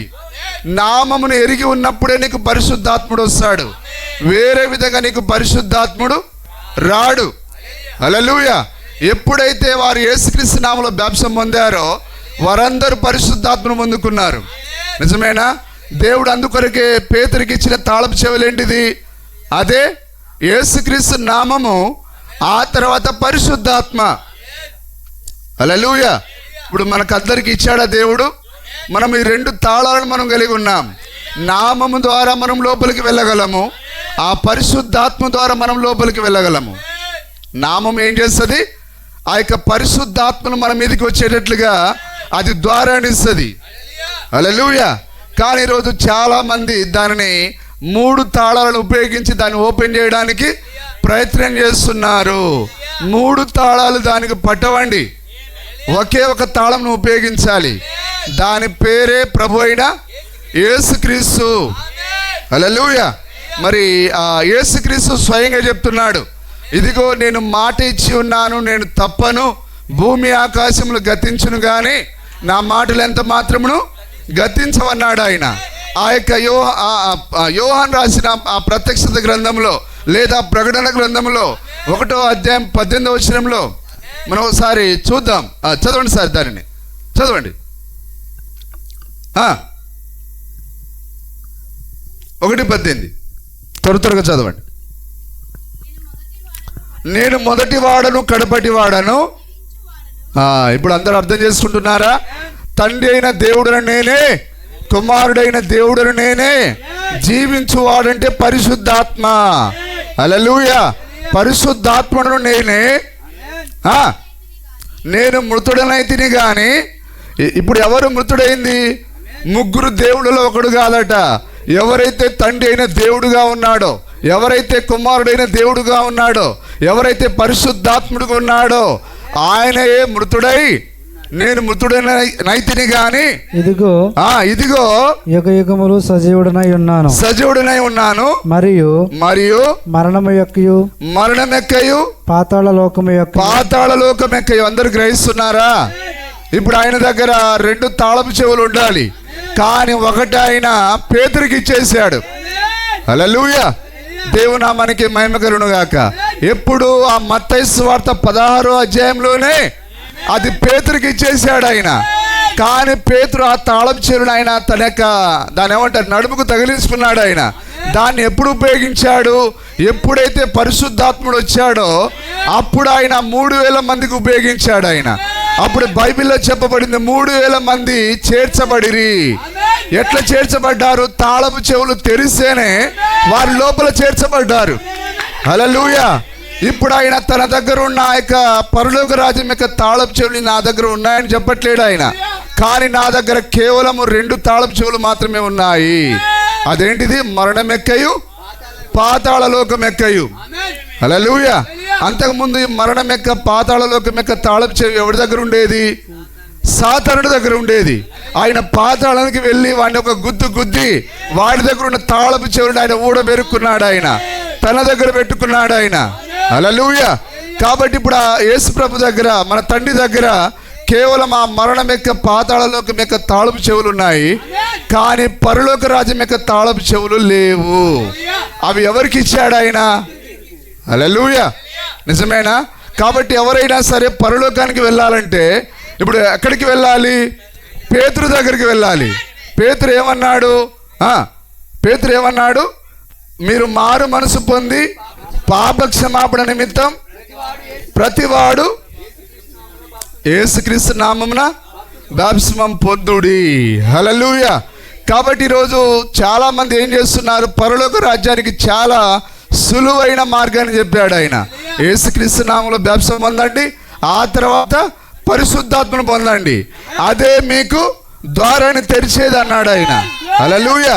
అయితే ఎవ్వరు కూడా ప్రభు యొక్క మాటను పట్టించుకోకుండా, అయ్యా మేము జలధరింపు కలిగి ఉంటే పరలోకానికి పోయినట్టే, మేమేదో ఊగిపోతే పరలోకానికి పోయినట్టే, లేకపోతే మేమేదో ఉపవాసాలు ఉంటే పరలోకానికి పోయినట్టే, మేము అద్భుతాలు చేస్తే పరలోకానికి పోయినట్టే, మాకు తెరవబడినట్టే. తెరవబడదు. ఒకే ఒక కార్యం, తాళపు చెవిని మాత్రమే ఉపయోగించాలి. నీకు పరలోక రాజ్యం తెరవబడాలంటే ఖచ్చితంగా నీవు తాళపు చెవులు మాత్రమే ఉపయోగించాలి. హల్లెలూయా. అందుకొరకే మనము ఎందుకు దేవుడు భౌతిక సంబంధమైన దాన్ని మనకి ఇచ్చాడు ఆయన. ప్రతి దానికి మనం తాళం కలిగి ఉన్నాం. ఒక కారులో ప్రవేశించాలంటే దాని కారు యొక్క తాళములు ఓపెన్ చేయబడాలి. నిజమేనా? హల్లెలూయా. ఆ యొక్క ఆటో నడవాలంటే దాని యొక్క తాళపు చెవులు ఓపెన్ చేయబడాలి. ఏదైనా సరే ఒక ఇంటిలోనికి ప్రవేశించాలంటే దాని యొక్క తాళపు చెవులు తెరవబడాలి. అప్పుడే నువ్వు అందులోనికి ప్రవేశించగలవు. అలాగనే పరలోక రాజ్యం నువ్వు పోవాలంటే నీ జలధరింపు, లేకపోతే నీ ఊగిపోవడం, లేకపోతే నీ మంచితనము, నీ దాన ధర్మాలు, నీ యొక్క దేవదూతల భాషలతో మాట్లాడుట, గొప్ప గొప్ప ఆసుపత్రులు కట్టించుట, పేదవారికి దాన ధర్మాలు చేయుట, వీటి ద్వారా నువ్వు దేవుని రాజ్యంలో ప్రవేశించలేవు. హల్లెలూయా. దేవుడు దాన్ని చెప్పలేదు ఆయన. ఒకే ఒకటి, నామమును ఉపయోగించుట. హల్లెలూయా. అందుకొరకే తేడాలున్నాయి. తాళపు చెవులలో కూడా తేడాలున్నాయి. అందుకొరకే పేతురు ఆ యొక్క పౌలు గారు ఏమంటున్నాడు చూడండి, ఒకసారి మనం చూద్దాం. ఒకసారి చూడండి 13వ అధ్యాయము చూడండి సార్. 1 కొరింథీ పత్రిక 13వ అధ్యాయం 1 నుంచి 3 వచనాలు. 1 నుంచి 3. మనుషుల భాషలతోను దేవదూతల భాషలతోను నేను మాట్లాడినను. హల్లెలూయా. ఇప్పుడు దేవదూతల భాషలతో మాట్లాడినా సరే నువ్వు పరలోక రాజ్యంలో ప్రవేశించలేవు. మనుషుల భాషలు అంటే Hebrew, Greek, English, Telugu, Malayalam, Kannada, Urdu, ఏవేవో భాషలు మాట్లాడినా నీవు దేవుని రాజ్యంలో ప్రవేశించలేవు. హల్లెలూయా. మనుషుల భాషలతోనూ దేవదూతల భాషలతోనూ నేను మాట్లాడినను ప్రేమ లేని వాడనైతే ప్రేమ ఎవరు? దేవుడై ఉన్నాడు. దేవుడు ప్రేమై ఉన్నాడు. ఆ దేవుడే పరిశుద్ధాత్ముడై ఉన్నాడు. కాబట్టి నువ్వు ఎన్ని కార్యాలు చేసినా పరిశుద్ధాత్మ లేకుండా దేవదూతల భాషలతో మాట్లాడగలవు, ఆ యొక్క మనుషుల భాషలతో మాట్లాడగలవు, నువ్వు ఏదైనా చేయగలవు. అయితే ప్రేమ అనేది లేనట్లయితే, ప్రేమ లేని వాడనైతే చెప్పండి, ప్రేమ లేని వాడనైతే మ్రోగేడు కంచును గనగనలాడు తాళమునై ఉందును. ప్రవచించు కృపావరం కలిగి హల్లెలూయా. నీవు ప్రవచిస్తున్నంత మాత్రాన నీకు మారు మనసు ఉన్నట్టు కాదు, నీకు పరిశుద్ధాత్మ ఉన్నట్టు కాదు. మరి వాక్యం చెప్పిందా? పౌలు గారు చెప్పాడా? ఆ యొక్క పిలుపులు, వరములు మారు మనసు లేకుండానే ఇస్తాడట ఆయన. మారు మనసు లేనివాడు కూడా ఇస్తాడట. మరి యూదాకు మారు మనసు ఉన్నదా? లేదు. అయినా కానీ అతడు మృతులను తిరిగి లేపాడు. అతడు ఆ యొక్క అద్భుత కార్యాలు చేశాడు. కాబట్టి పిలుపులు, వరములు మారు మనసు లేకుండానే ఉంటాయి. హల్లెలూయా. ఇవన్నీ కార్యాలు చేసినంత మాత్రాన నువ్వు దేవుని రాజ్యానికి వెళ్తావని గ్యారెంటీ కాదు. అయితే నువ్వు ముందుగా నీకు పరలోక రాజ్యం ఓపెన్ చేయబడాలంటే నువ్వు తప్పకుండా యేసుక్రీస్తు నామములో బాప్తిసం పొందాలి. ఆ తర్వాత పరిశుద్ధాత్మను పొందాలి. చదవండి. ప్రవచించు కృపావరము కలిగి మర్మములన్నీ జ్ఞానమంతి ఎరిగిన వాడనైనను. ఇప్పుడు ఈరోజు సంఘ శాఖల్లో కూడా మర్మాలు బోధించట్లేరా? బోధిస్తున్నారు. ఎందుకు? వారికి మారు మనసు లేకపోయినా, వారికి ఏది లేకపోయినా వారు ఆ మర్మాలను బోధిస్తున్నారు. ఓకే. కొండలను పెకిలింపగల పరిపూర్ణ విశ్వాసం గల వాడనైనను ప్రేమ లేని వాడనైతే నేను వ్యర్థుడను. బీదల పోషణ కొరకు నా ఆస్తి అంతయు ఇచ్చినను. నువ్వు ఎన్ని హాస్పిటల్ కట్టించినా, ఎన్ని ధర్మశాలలు కట్టించినా, కాల్చబడుటకు నా శరీరమును అప్పగించినను ప్రేమ లేని వాడనైతే వ్యర్థుడను. హల్లెలూయా. కాబట్టి కార్యాల ద్వారా మనం దేవుని రాజ్యంలో ప్రవేశించలేము. అయితే ఒకే ఒకటి నువ్వు ప్రవేశించాలంటే నువ్వు తాళపు చెవులను ఉపయోగించాలి. హల్లెలూయా. అందుకొరకే దేవుడు నడిన మారుతాడు. ఆయన పరలోక రాజ్యపు తాళపు చెవులు ఆయన పేతురికి ఇచ్చి, మరలా నేను దేవదూతల భాషలతో మాట్లాడినా కాబట్టి నాకు తెరువు అని అంటే తెరవడు ఆయన. నేను దాన ధర్మాలు చేశాను, నా శరీరాన్ని పేదల కొరకు ఇచ్చాను, నేను కాల్చబడ్డాను అంటే దేవుడు నీ కొరకు ఆయన తన యొక్క రాజ్యపు తాళపు యొక్క ద్వారాన్ని ఆయన తెరవడాయన. నీవు ఆయన రాజ్యంలో ప్రవేశించాలంటే తప్పకుండా నువ్వు తాళపు చెవులను ఉపయోగించాలి, అదే నామాన్ని ఉపయోగించాలి. ఆ తర్వాత నువ్వు పరిశుద్ధాత్మను పొందుకోవాలి. అదొక్కటే నీకు జరగవలసిన కార్యము. హల్లెలూయా. కాబట్టి తండ్రి, కుమార, పరిశుద్ధాత్మ నామాన్ని ఉపయోగించి నీవు పరలోక రాజ్యం యొక్క తాళపు చెవులను లేక ఆ పరలోక రాజ్యం యొక్క ద్వారాలను నీవు తెరవలేవు. చూడండి, కారు తాళం తీసుకొని పోయి మీ ఇంటి తాళాలను తెరిచి చూడండి. మరి లోక సంబంధమైన తాళాలే పని చేయకపోతే మరి ఆయన గట్టిగా వేశాడు. ఆయన గట్టిగా వేయగా దాన్ని తెరవగలవాడేవాడు, ఆయన తెరవగా దాన్ని మూయగలవాడేవాడు. హల్లెలూయా. ఆయన స్పష్టంగా చెప్పాడు. ఆయన పేతురును భూమి పైన ఏదైతే తెరుస్తావో పరలోకంలో అదే తెరవబడుతుంది. నువ్వు ఇక్కడ ఏదైతే బంధిస్తావో అక్కడ అదే బంధించబడుతుంది. యేసుక్రీస్తు నామంలో తెరిచాడు ఆయన. మళ్ళీ ఎట్లా తండ్రి కుమార నామంలో తెరవబడుతుంది? అది ఒక్కసారి తెరిచేశాడు ఆయన. హల్లెలూయా. కాబట్టి ఆ తాళము, ఆ ద్వారము, ఆ తలుపులు ఎట్లా వచ్చాయి? యేసుక్రీస్తు నామాన్ని ఉపయోగించినప్పుడు ఆ ద్వారాలు తెరవబడ్డాయి. ఈరోజు కూడా నీ ముందర ఆ తలుపులు తెరవబడాలంటే ఖచ్చితంగా నువ్వు యేసుక్రీస్తు నామాన్ని ఉపయోగించాలి. అప్పుడే నీకు ఆ యొక్క తలుపులు తెరవబడతాయి. హల్లెలూయా. చూడండి, బైబిల్లో తాళాలు వేరు ఉద్దేశాల కొరకు ఒక్కొక్క వాక్యము ఇవ్వబడిందని వాక్యం చెప్పింది. ఒకసారి మనం చూద్దాం. దాన్ని మొదటి కొరింథీ పత్రిక 12వ అధ్యాయం 13 నుంచి మనం చదువుదాం. మొదటి కొరింథీ 12వ అధ్యాయం 13. యూదులమైనను గ్రీసు దేశస్థులమైనను దాసులమైన. ఇప్పుడు రెండు జాతులు ఉన్నాయి కదండి. ఒకరు యూదులు, రెండోది గ్రీసు దేశస్థులు. అంటే అన్యజనులు అని. ఎవరు నాయన రోకటిలో దంచినా వాని మూడత పోదన్నట్టుగా మిమ్మల్ని ఎంత దంచినా పోదు. గ్రీసు దేశస్థుడు అంటే అన్యులమైన మనమే. హల్లెలూయా. చదవండి. యూదులమైనను గ్రీసు దేశస్థులమైనను. చూడండి ఎంత చక్కగా మాట్లాడుతున్నాడో. నువ్వు యూదుడవైనా కావచ్చు, లేకపోతే అన్యుడవైనా కావచ్చు, ఎవరైనా సరే ఆయన రాజ్యంలోనికి ప్రవేశించాలంటే హల్లెలూయా. యూదులమైనను, గ్రీసు దేశస్థులమైనను, దాసులమైనను, స్వతంత్రులమైనను. మనము ఒకరి కింద జీతగాళ్ళు కావచ్చు, లేకపోతే మనమే ఒక స్వంత కంపెనీకి ఓనర్ కావచ్చు. నువ్వు దాసుడవైనా స్వతంత్రుడవైనా మనమందరము ఒక్క శరీరములోనికి. హల్లెలూయా. చాలా శరీరాలు లేవు, ఆయనకి ఒకే ఒక శరీరం ఉన్నది. కానీ లోకంలో చూస్తే మా శరీరం మాదే, మీ శరీరం మీదే. కానీ ఆయన ఒకే ఒక శరీరాన్ని కలిగి ఉన్నాడు. ఆయన పెద్ద శిరస్సు అయితే ఆయనకు ఒక శరీరం ఉన్నది. హల్లెలూయా. కాబట్టి నువ్వు ఈ అదృశ్యమైన శరీరంలోనికి నువ్వు ఎలా వెళ్ళగలవు? ఆత్మ ద్వారా.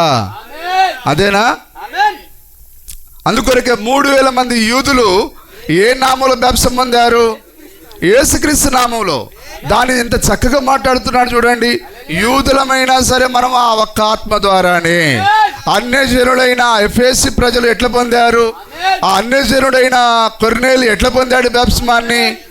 అదేనా? సరిపోయిందా వాక్యం? నువ్వు యూదుడవైనా అన్యజనుడవైనా ఆ ఒక్క ఆత్మ ఉంటేనే నువ్వు ఆయన శరీరంలోనికి ప్రవేశించగలవు. అంతేనా? వేరే మార్గం ఏమైనా ఉన్నదా? కొందరేమో ఊరా బాబా అంటే లోపలికి ప్రవేశిస్తారు, కొందరేమో హాస్పిటల్ కట్టిస్తే లోపలికి ప్రవేశిస్తారు అని చెప్పలేదు ఆయన. హల్లెలూయా. మనము స్వతంత్రులమైన, లేకపోతే దాసులమైన, యూదులమైన, అన్యజనులమైన,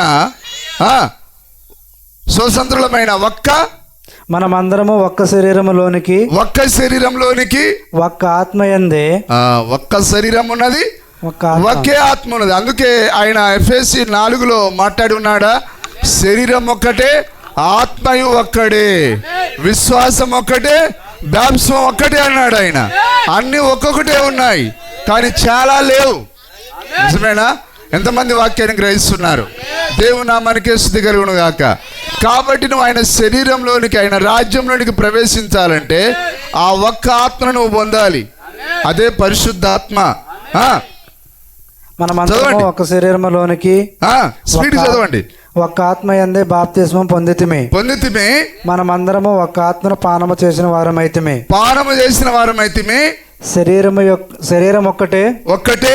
శరీరం ఒక్కటే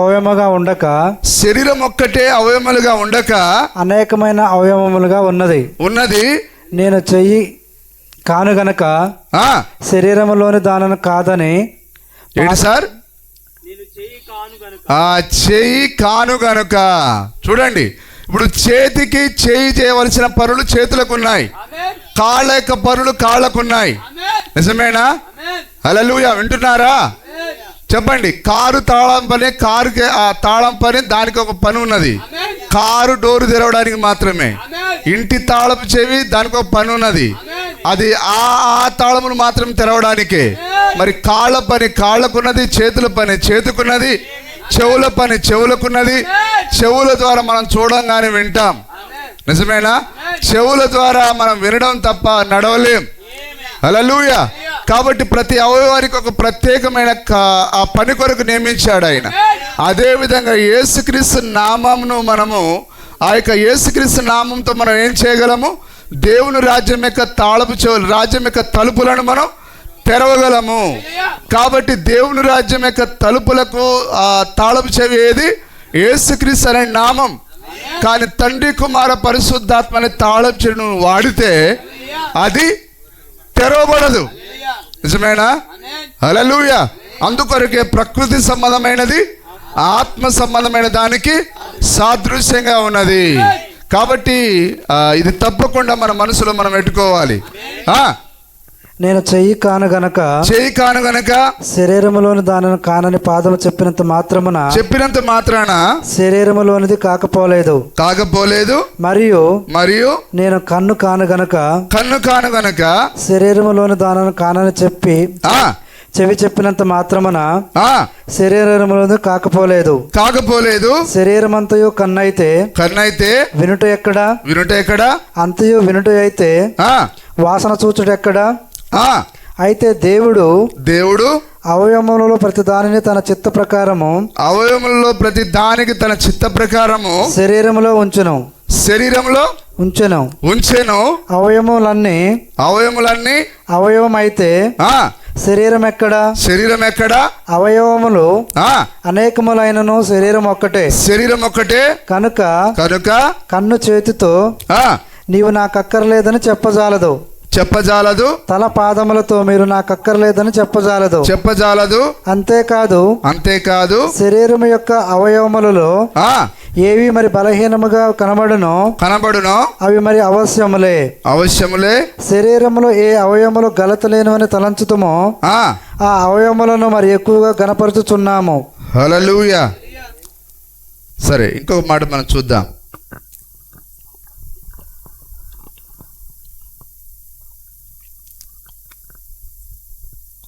అదే కొరింథీ పత్రికలో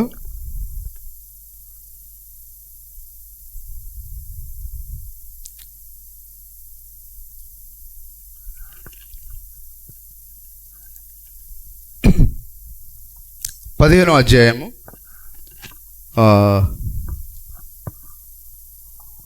39వ వచనం. మనుష్య మాంసము వేరు, మృగము మాంసము వేరు. అంటే ఇప్పుడు నేను వేరు అని ఎందుకు చూపిస్తున్నాను? వేరు అనేది దేవుడు దేనికి దానికే ఆయన వేరుపరిచి ఉన్నాడు ఆయన. కానీ ఒక తాళపు చెవితో నువ్వు మరొక దారిని తెరవలేవు. ఆ రోజు ఏమన్నాడు ఆయన? పరలోక రాజ్యం యొక్క తాళపు చెవులు నీకిచ్చేదను. హల్లెలూయా. కాబట్టి ఆయన ఆ 3000 మందికి తెరిచాడు. ఆయన దేని ఉపయోగించి? వారు అడిగారు, అయ్యా మేము లోపలికి ప్రవేశించాలనుకుంటున్నాం, మేము ఆ పరలోక రాజ్యానికి వెళ్ళాలనుకుంటున్నాం, మరి మాకు ఏ విధంగా వారు అడిగినప్పుడు, మీరు మారు మనసు పొంది పాపక్షమాపణ నిమిత్తం ప్రతివాడు యేసుక్రీస్తు నామమున బాప్తిస్మం పొందుడి, అప్పుడు మీరు పరిశుద్ధాత్మను వరం పొందుదురు. కాబట్టి నువ్వు ఏవేవో పిచ్చి తాళాలను ఉపయోగించి నీవు లోపలికి ప్రవేశించలేవు. హల్లెలూయా. ఏ తాళపు చెవికి దాని యొక్క పని ఉన్నది. హల్లెలూయా. అందుకొరకే వాళ్ళు ఏమంటున్నారు? ఆ దినమందు అనేకులు నన్ను చూచి, ప్రభువా ప్రభువా నీ నామమందు మేము ప్రవచింపలేదా, నీ నామములో మేము అద్భుతములు చేయలేదా? హల్లెలూయా. పరలోకం పోవడానికి ప్రవచనం అనేది తాళపు చెవి కాదు. అమ్మా చదువు అక్కర్లేదు దీనికి. వాళ్ళు ఏమని అడుగుతున్నారు? అయ్యా మాకు పరలోక రాజ్యం ఎందుకు ఇవ్వవు? మేము ప్రవచించాం కదా. అది కాదు సార్, లివర్ అది కాదు, అది తాళపు చెవి కానే కాదు. హల్లెలూయా. ఆయన తాళపు చెవిని ఇచ్చాడు ఆయన. నిజమేనా? ఏంటిది అది? పేతురుకి ఇచ్చాడు ఆయన. ఎవరైనా అందుకొరకే వాళ్ళు పేతురును మాత్రమే అడిగారు, పేతురును మాత్రమే సంప్రదించారు. సహోదరులారా మేమేమి చేయవలనని పేతురును కడమ అపోస్తలుని అడగ్గా, పేతురు మీరు మారు మనసు పొంది పాపక్షమాపణ నిమిత్తం ప్రతివాడు యేసుక్రీస్తు నామమున బాప్తిస్మం పొందుడి. కాబట్టి ఎవరైనా సరే పరలోక రాజ్యంలో ప్రవేశించాలంటే ఒకే ఒక తాళపు చెవి, అదే ప్రభు అయిన యేసుక్రీస్తు. దాన్నే ఉపయోగించాలి. కానీ వాళ్ళు దాన్ని వాడకుండా, అయ్యా మేము ప్రవచించాం మాకు తెరువు, మేము అద్భుతాలు చేశాం మాకు తెరువు. ఎట్లా తెరవబడుతుంది? హల్లెలూయా. దేవుని నామానికి మహిమ కలుగును గాక. మరి ఆ మాయా పుష్పం లేకుండా పర్వతము తెరవబడదు. నిజమేనా? అదొక కట్టుకథ కావచ్చు, కానీ మనది కట్టుకథ కాదు ఇది. నిజమేనా? నీ చేతిలో తప్పకుండా తాళపు చెవులు ఉండాలి, అప్పుడే అది తెరవబడుతుంది. నమ్మి బాప్తిస్మం పొందిన వాడు రక్షింపబడ్డా అంటే వీళ్ళే ఉంటున్నారు, మేము ప్రవచించాం, అద్భుతాలు చేశాం, మరి చనిపోయిన వాడిని లేపాం, పిల్లిని కుందేలుగా మార్చాం, పిల్లిని సింహంగా మార్చాం, పులిగా మార్చాం. అవన్నీ ఏం చెల్లవు సార్. ఒకే ఒకటి, నమ్మి బాప్తిసం పొందినవాడు రక్షింపబడును, వారికి తలుపులు తెరవబడును. వారు రక్షింపబడిన వారే తప్ప తీర్పులోనికి రారు. కానీ వీళ్ళు ప్రవచించినా వారికి ఆ యొక్క తలుపు తెరవబడలేదు, అద్భుతాలు చేసినా తలుపు తెరవబడలేదు, ఆశ్చర్యకార్యాలు చేసినా తలుపు తెరవబడలేదు, వారు ఏవేవో కార్యాలు చేసినా వారికి తలుపు తెరవబడలేదు. ఆ తలుపుకు తాళం ఏంటిదంటే యేసుక్రీస్తు నామములో బాప్తిసం పొందుట. నమ్మి బాప్తిసం పొందిన వాడు రక్షింపబడును. వేరొక తాళపు చెవి ఉందా? ఇప్పుడు ఒకవేళ రకరకాల తాళపు చెవులు ఇస్తే ప్రవచనం చేసే వారికి కూడా అది తాళపు చెవిగా ఉన్నది. ఇప్పుడు తెరవబడిందా? హల్లెలూయా. ఒకసారి మనం ఆ మాటను కూడా చూద్దాం, లేదా దీన్ని పూర్తి చేసి అది చూద్దాం.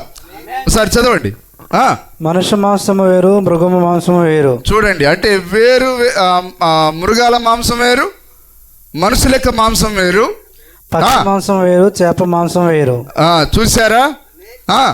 మరియు ఆకాశ వస్తు రూపములు కలవు, ఆకాశ వస్తు రూపములు గలవు, భూ వస్తు రూపములు కలవు, భూ వస్తు రూపములు గలవు. ఆకాశ వస్తు రూపములు మహిమ వేరు, మహిమ వేరు, భూ వస్తు రూపముల మహిమ వేరు. హల్లెలూయా. కాబట్టి దేని మహిమ దానికే ఉన్నది.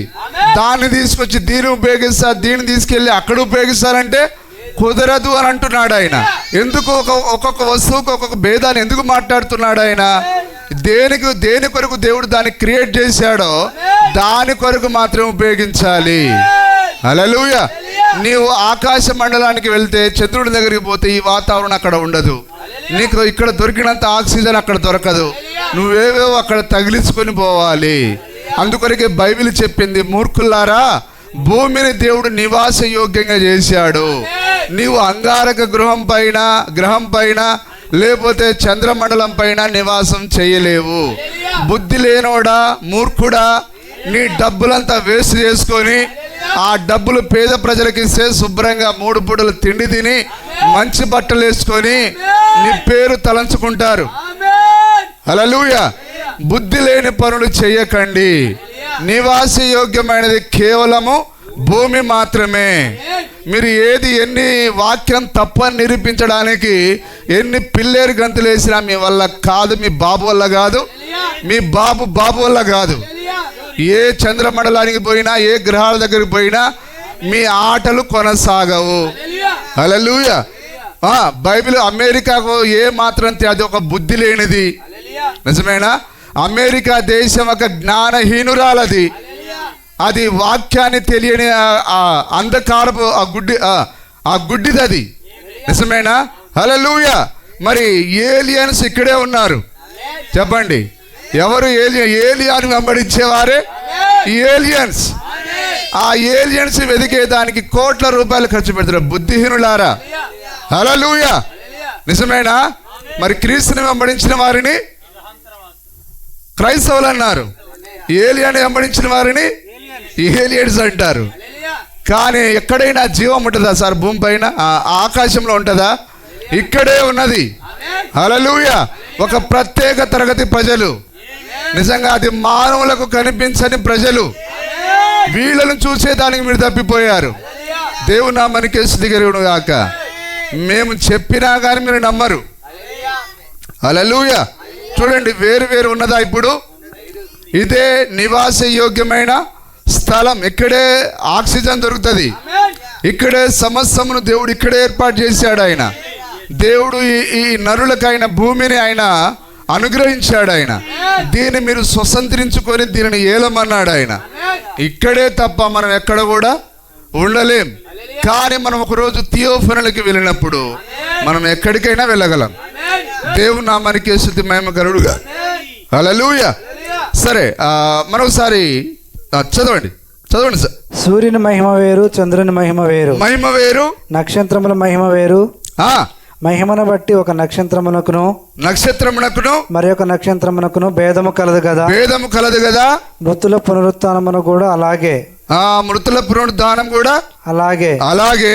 శరీరము క్షయమైనదిగాను విత్తబడి అక్షయమైనదిగా లేపబడును. హల్లెలూయా. కాబట్టి అన్ని శరీరాలు లేపబడవు. శరీరాలలో ప్రత్యేకమైన శరీరాలు ఉన్నాయి. వాక్యంతో ముద్రించబడిన శరీరాలు, వర్తమానంతో ముద్రించబడిన శరీరాలు, పరిశుద్ధాత్మతో ముద్రించబడిన శరీరాలు అన్నీ ఒకటే అని పౌలు గారు చెప్పట్లేడు. కొన్ని శరీరాలకు తేడా ఉన్నది. ఆ శరీరాలు మాత్రమే రేపు అవి తిరిగి లేస్తాయి. హల్లెలూయా. కానీ ఇక్కడ మనం చూద్దాం మత్తయి సువార్త 7:21లో ఇప్పుడు ఆయన ఎందుకొరకు వారికి ఆయన పరలోకాన్ని ఇవ్వట్లేడు. ఆయన 7:21 చదవండి. ప్రభువా ప్రభువా పిలిసేగా సార్ తాళపు చెవులను ఉపయోగించాలి. నిజమేనా? ఆమె చెప్తారా? తాళపు చెవులను ఉపయోగించాలి. ప్రభువా ప్రభు అంటే కాదు. నోవాహు ఎస్ఆర్ అని చెప్పి తనకున్న 3 ఎకరాలు అమ్మకుండా, చెక్కలు కొనకుండా, ఓడగట్టకుండా నన్ను రక్షించు ప్రభు అంటే కుదరదు. నోవాహు విన్న తర్వాత పట్టింపులు కలిగి ఉన్నట్టుగా రుజువేంటిది? తనకున్న 3 ఎకరాలు అమ్మాలి. అమ్మాడాయన, చెక్కలు కొన్నాడాయన, మరి సమస్త సామాగ్రి కొన్నాడాయన, ఓడను తయారు చేశాడాయన, దానికి ఒక ద్వారాన్ని తయారు చేశాడాయన. ఓడకు ఒకే ఒక ద్వారం ఉన్నది. ఓడకు ఒక్క ద్వారం ఉంటే పరలోకానికి కూడా ఒకటే ద్వారం ఉన్నది. ఆ ద్వారమే ప్రభు అయిన యేసుక్రీస్తు అయి ఉన్నాడు. ఓడలోనికి పోవాలంటే ఒకే ద్వారం గుండా పోవాలి. అదేవిధంగా పరలోకానికి పోవాలన్నా ఒకే ఒక ద్వారం. హల్లెలూయా. ఆ ద్వారానికి తాళపు చెవులను ఆయన పేతురికి ఇచ్చాడు. ఆయన అందుకొరకే మనం ఎవరైనా సరే పేతురు ఇచ్చిన బ్యాప్స్ మనం తీసుకోవాలి. ఆ దినమందు ప్రభువా ప్రభువా ప్రతి వాడును అందరూ వింటున్నారా జాగ్రత్తగా? మనం కూడా వర్తమానంలో ఉండి ప్రభువా ప్రభువా ఏదో ప్రభును మనం ప్రభు పేరు చెప్తున్నాం కదా, అందుకొరకే మనం పరలోకానికి వెళ్ళిపోయినట్టే అనుకుంటున్నాం. ప్రభువా ప్రభు అంటే నువ్వు పరలోక రాజ్యంలో ప్రవేశించలేవు. హల్లెలూయా. నువ్వేం చేయాలి? ఆయన చెప్పిన మాటల ప్రకారం చేయాలి. ఆయన ఏం చెప్పాడు? ఆయన నమ్మి పొందినవాడు రక్షింపబడును. బాప్తిసంలోనే రెండు ఉన్నాయి. నిజమేనా? ఒకటి నీటి బాప్తిసమము, రెండోది పరిశుద్ధాత్మ బాప్తిసమం. అగ్ని బాప్తిసమం ఉన్నది అక్కడ. నమ్మి రెండింటిని కలిపే బాప్తిసమం అన్నారు. నమ్మి బాప్తిసమం పొందినవాడు రక్షింపబడును, నమ్మని వానికి శిక్ష విధింపబడును. 7:21 దృశ్యం ఏంటిది? వారు బాప్తిసం పొందలేదు. పొందితే ఆయన నిశ్చయంగా వారిని రక్షించాలి. ఆయన దేవుడు తన మాటను ఎన్నడూ వెనక్కి తీసుకోడు ఆయన. హల్లెలూయా. ఇప్పుడు ఆ రోజు రాహాబ్ అనే ఆ యొక్క స్త్రీ ఎప్పుడైతే ఆ దారం కింద ఉంటుందో ఆమె రక్షింపబడుతుందని అన్నారు. నిజమేనా? ఆ దారం కింద ఉన్నప్పుడు రక్షింపబడిందా లేకపోతే ఆమె చంపివేయబడిందా? అక్షరాల ఆమె రక్షింపబడింది, నశింపబడలేదు ఆమె. మరి దూతల మాటకే దేవుడు అంత విలువిస్తే తన మాటకు ఆయన ఎంత విలువ ఇవ్వాలి? నమ్మి బాప్తిసం పొందిన వాడు రక్షింపబడును. హల్లెలూయా. ఎంత మొత్తుకున్నా, ఎన్ని దండోరాలు వాయించినా, ఎన్ని కరపత్రాలు పంచినా, ఓ పట్టడమా, హల్లెలూయా, ఒకరోజు నీ పైకి ఉగ్రత దిగి వస్తుంది. హల్లెలూయా. ఓ కరపత్రాన్ని తీసుకొని ఉఫ్ అని ఊదిన ఆటో నడిపే సహోదరుడా, ఒకరోజు నీ పైకి ఉగ్రత దిగి వస్తుంది. ఈ కరపత్రం సామాన్యమైనది కాదు. నిన్ను పరలోక రాజ్యం నడిపించే కరపత్రం అది. హల్లెలూయా. కానీ దాన్ని లెక్క చేయకుండా, చదవకుండా పడేస్తున్నారు. కానీ మనకు తాపత్రం ఏంటిదంటే నా పట్టణం రక్షింపబడాలి, నా సోదరుడు రక్షింపబడాలి, దేవుని రాజ్యానికి రావాలి, వారిపైకి ఉగ్రత రాకూడదు. ఆ ప్రజల పట్ల మనం ఎంతో శ్రద్ధ కలిగి ఉన్నాం. మనం కాదు కానీ దేవుడే వారిపైన శ్రద్ధ కలిగి ఉన్నాడు ఆయన. అందుకొరకే కుమారుడు ఇదిగో కరపత్రాన్ని ముద్రించమని మనకు ఆజ్ఞాపించాడు. ఇదిగో నీ పట్టణంలోనికి, వీధిలోనికి వెళ్ళి ఈ కరపత్రాన్ని పంచమని ఆజ్ఞాపించాడు ఆయన. ఆయన ఆజ్ఞకు మనం శిరసావహిస్తున్నాం. హల్లెలూయా. దేవుని నామానికి స్తుతి మహిమ కలుగును గాక. కానీ ప్రజలు ఎవ్వరు వాక్యం చదవడానికి ఇష్టత చూపించట్లేరు. చర్చికి వెళ్ళే వాళ్ళు ముఖ్యంగా ఇష్టత చూపించట్లేరు. చదవండి. తండ్రి చిత్త ప్రకారం చేయవాడే ప్రవేశించు. తండ్రి చిత్తం ఏంటిది? తండ్రికి ఒక చిత్తం ఉన్నది. ఏంటిది? వాక్యమే తండ్రి చిత్తమై ఉన్నది. హల్లెలూయా.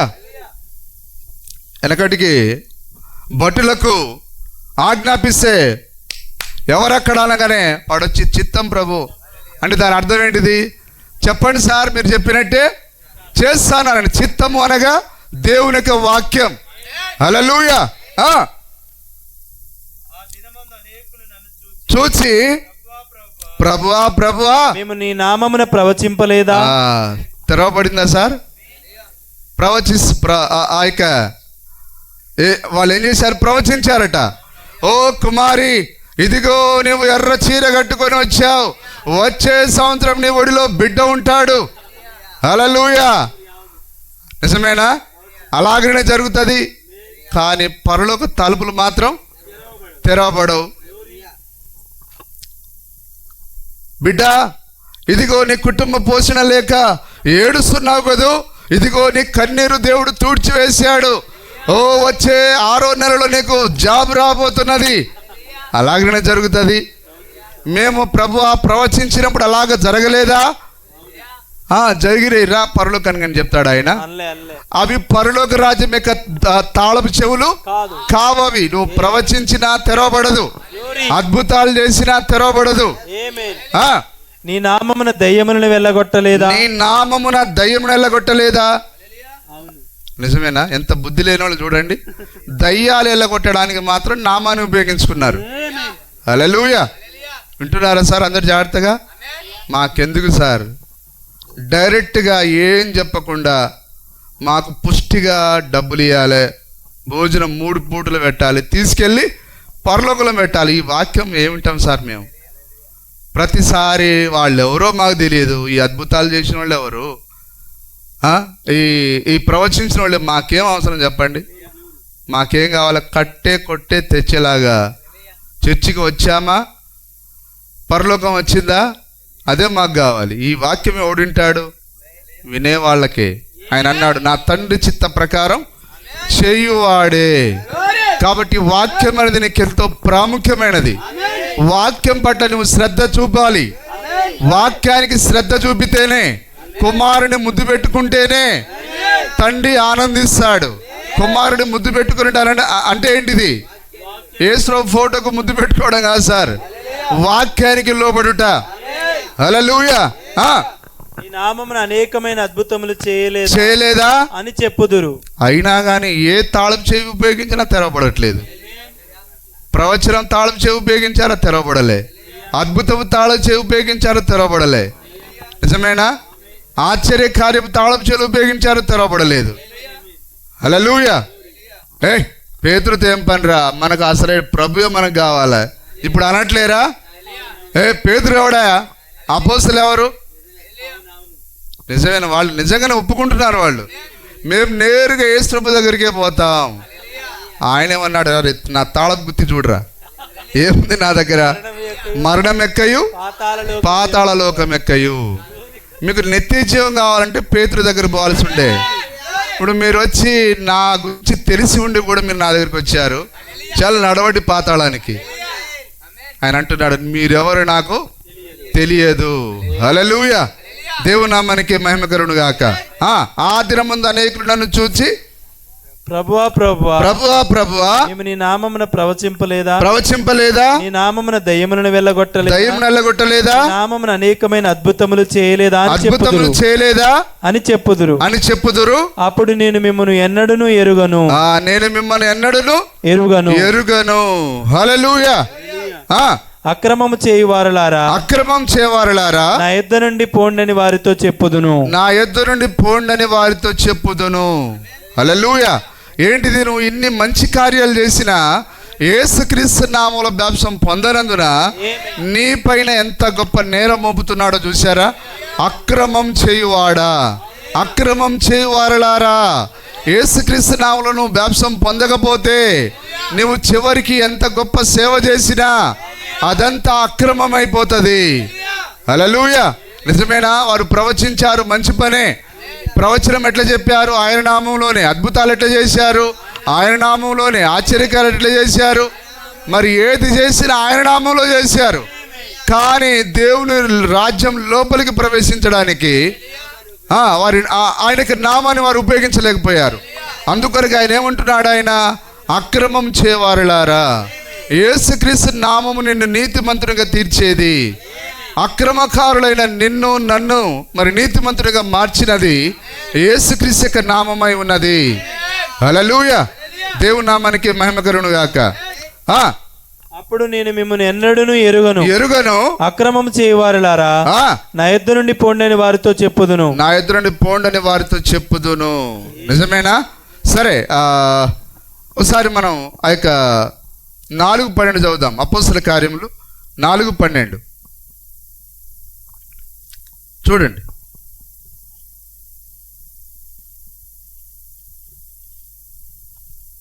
ఈ నామమునే మనం రక్షణ పొందవలెను గాని ఆకాశము కింద మనుషులలో ఇయ్యబడిన మరి ఏ నామమున రక్షణ పొందలేమని. చూడండి, ఈ నామం అంటే ఏ నామము? రక్షణ పొందే నామం ఏ నామం? ప్రభు అయిన యేసుక్రీస్తు నామము. పేతురు మరలా మాట్లాడుతున్నాడు. ఈ నామముననే, యేసుక్రీస్తు నామములోనే రక్షణ. హల్లెలూయా. కానీ ఈ నామాన్ని వారు వదిలేసి ఏవేవో కార్యాలు చేశారు. అవన్నీ మంచియే, కానీ అసలైనది చేయాలి. ఏంటిది? యేసుక్రీస్తు నామాన్ని వారు ఉపయోగించాలి. తాళపు చెవిని ఉపయోగించాలి. వారు యేసుక్రీస్తు నామంలో బాప్తిసం పొందకుండా మిగతా కార్యాలన్నీ చేశారు. కానీ దేవుడు అవి చేస్తేనే పరలోకమిస్తా అని చెప్పలేదు. ఆయన నమ్మి బాప్తిసం పొందినవాడు రక్షింపబడును. కానీ బాప్తిసం పొందనందున వారు ప్రవచించిన అగ్నిగుండానికి వెళ్తున్నారు, అద్భుత కార్యాలు చేసిన అగ్నిగుండానికి వెళ్తున్నారు, అనేకమైన సూచక్రియలు చేసిన అగ్నిగుండానికి వెళ్తున్నారు. కానీ సింపుల్గా నువ్వు ఏం చేయకపోయినా యేసుక్రీస్తు నామములో బాప్తిసం పొందితే నీవు రక్షింపబడిన వాడివే. హల్లెలూయా. కాబట్టి దేవుడు పేతురికి ఇచ్చిన తాళపు చెవి పేరేంటిది? ప్రభు అయిన యేసుక్రీస్తు. అందుకొరకు ఇక్కడ ఆయన మరలా మాట్లాడుతున్నాడు. ఈ నామమున మనకు రక్షణ పొందవలను గాని, మళ్ళీ చదవండి 12వ వచనం మళ్ళీ చదవండి. ఈ నామమునే మనం రక్షణ పొందవలను గాని. ఈ నామం అంటే ఏ నామం? ప్రభువైన యేసుక్రీస్తు నామములోనే మనం రక్షణ పొందవలను గాని ఆకాశం క్రింద మనుషులలో ఇయ్యబడిన మరి ఏ నామమున రక్షణ. ఆకాశం కింద తండ్రి కుమార పరిశుద్ధాత్మ అనేది కూడా ఎక్కడ ఇవ్వబడింది? ఆకాశం కిందనే. కానీ ఆ నామంలో మనం రక్షణ పొందలేం. కానీ రక్షణ పొందాలంటే యేసుక్రీస్తు నామం మాత్రమే ఉపయోగించాలి. అందుకొరకే పేతురు బాప్తిసం ఇచ్చిన యేసుక్రీస్తు నామాన్ని ఉపయోగించాడు. ఫిలిప్ ఇచ్చిన యేసుక్రీస్తు నామాన్ని ఉపయోగించాడు. ఆ యొక్క పౌలు ఇచ్చిన యేసుక్రీస్తు నామాన్ని ఉపయోగించాడు. నిజమేనా? 3000 మందికి యేసుక్రీస్తు నామాన్ని ఉపయోగించాడు. ఎవరు? పేతురు. ఆ యొక్క నపుంసకునికి ఫిలిప్ ఏ నామాన్ని ఉపయోగించాడు? యేసుక్రీస్తు నామాన్ని. ఆ యొక్క 8వ అధ్యాయంలో ఫిలిప్ ఆ యొక్క సమరయులకు ఏ నామాన్ని ఉపయోగించాడు? యేసుక్రీస్తు నామాన్ని. ఎందుకు? వారు ఎక్కడికి వెళ్ళినా, ఏ ప్రాంతానికి వెళ్ళినా వారు ఒకే ఒక తాళపు చెవిని ఉపయోగించారు. అదే ప్రభు అయిన యేసుక్రీస్తు అనే తాళపు చెవి. అందుకొరకే ఈ తాళపు చెవి కలిగిన వారు 3000 మంది చేర్చబడ్డారు. ఇక్కడ చాలా మంది అనేకులు మేము నీ నామములు, మేమంటే వీళ్ళు పెద్ద పెద్ద పాస్టర్లు చాలా మంది ఉన్నారు. చాలా మంది పరలోక రాజ్యానికి పోలేకపోతున్నారు. కారణం ఏదనగా వారు నామాన్ని ఉపయోగించలేదు. హల్లెలూయా. సరే చూడండి, 2వ తెస్సలోనికీయులకు రాసిన పత్రిక, మరి నేను ముగిస్తాను, 6వ వచనం.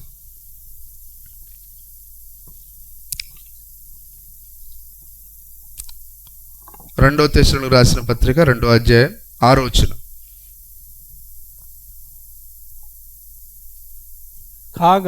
కాగా వాడు తన సొంత కాలమందు బయలుపరచబడవలనని వారిని అడ్డగించినది ఏదో అది మీరెరుగుదురు. వారిని అడ్డగించినది ఏదో మీరెరుగుదురు. వింటున్నారు అందరూ? ఇప్పుడు దయ్యాన్ని మనం ఎదురుస్తున్నాం. దేవునికి దయ్యానికి మధ్య ఇప్పుడు పోరాటం జరుగుతున్నది. హల్లెలూయా.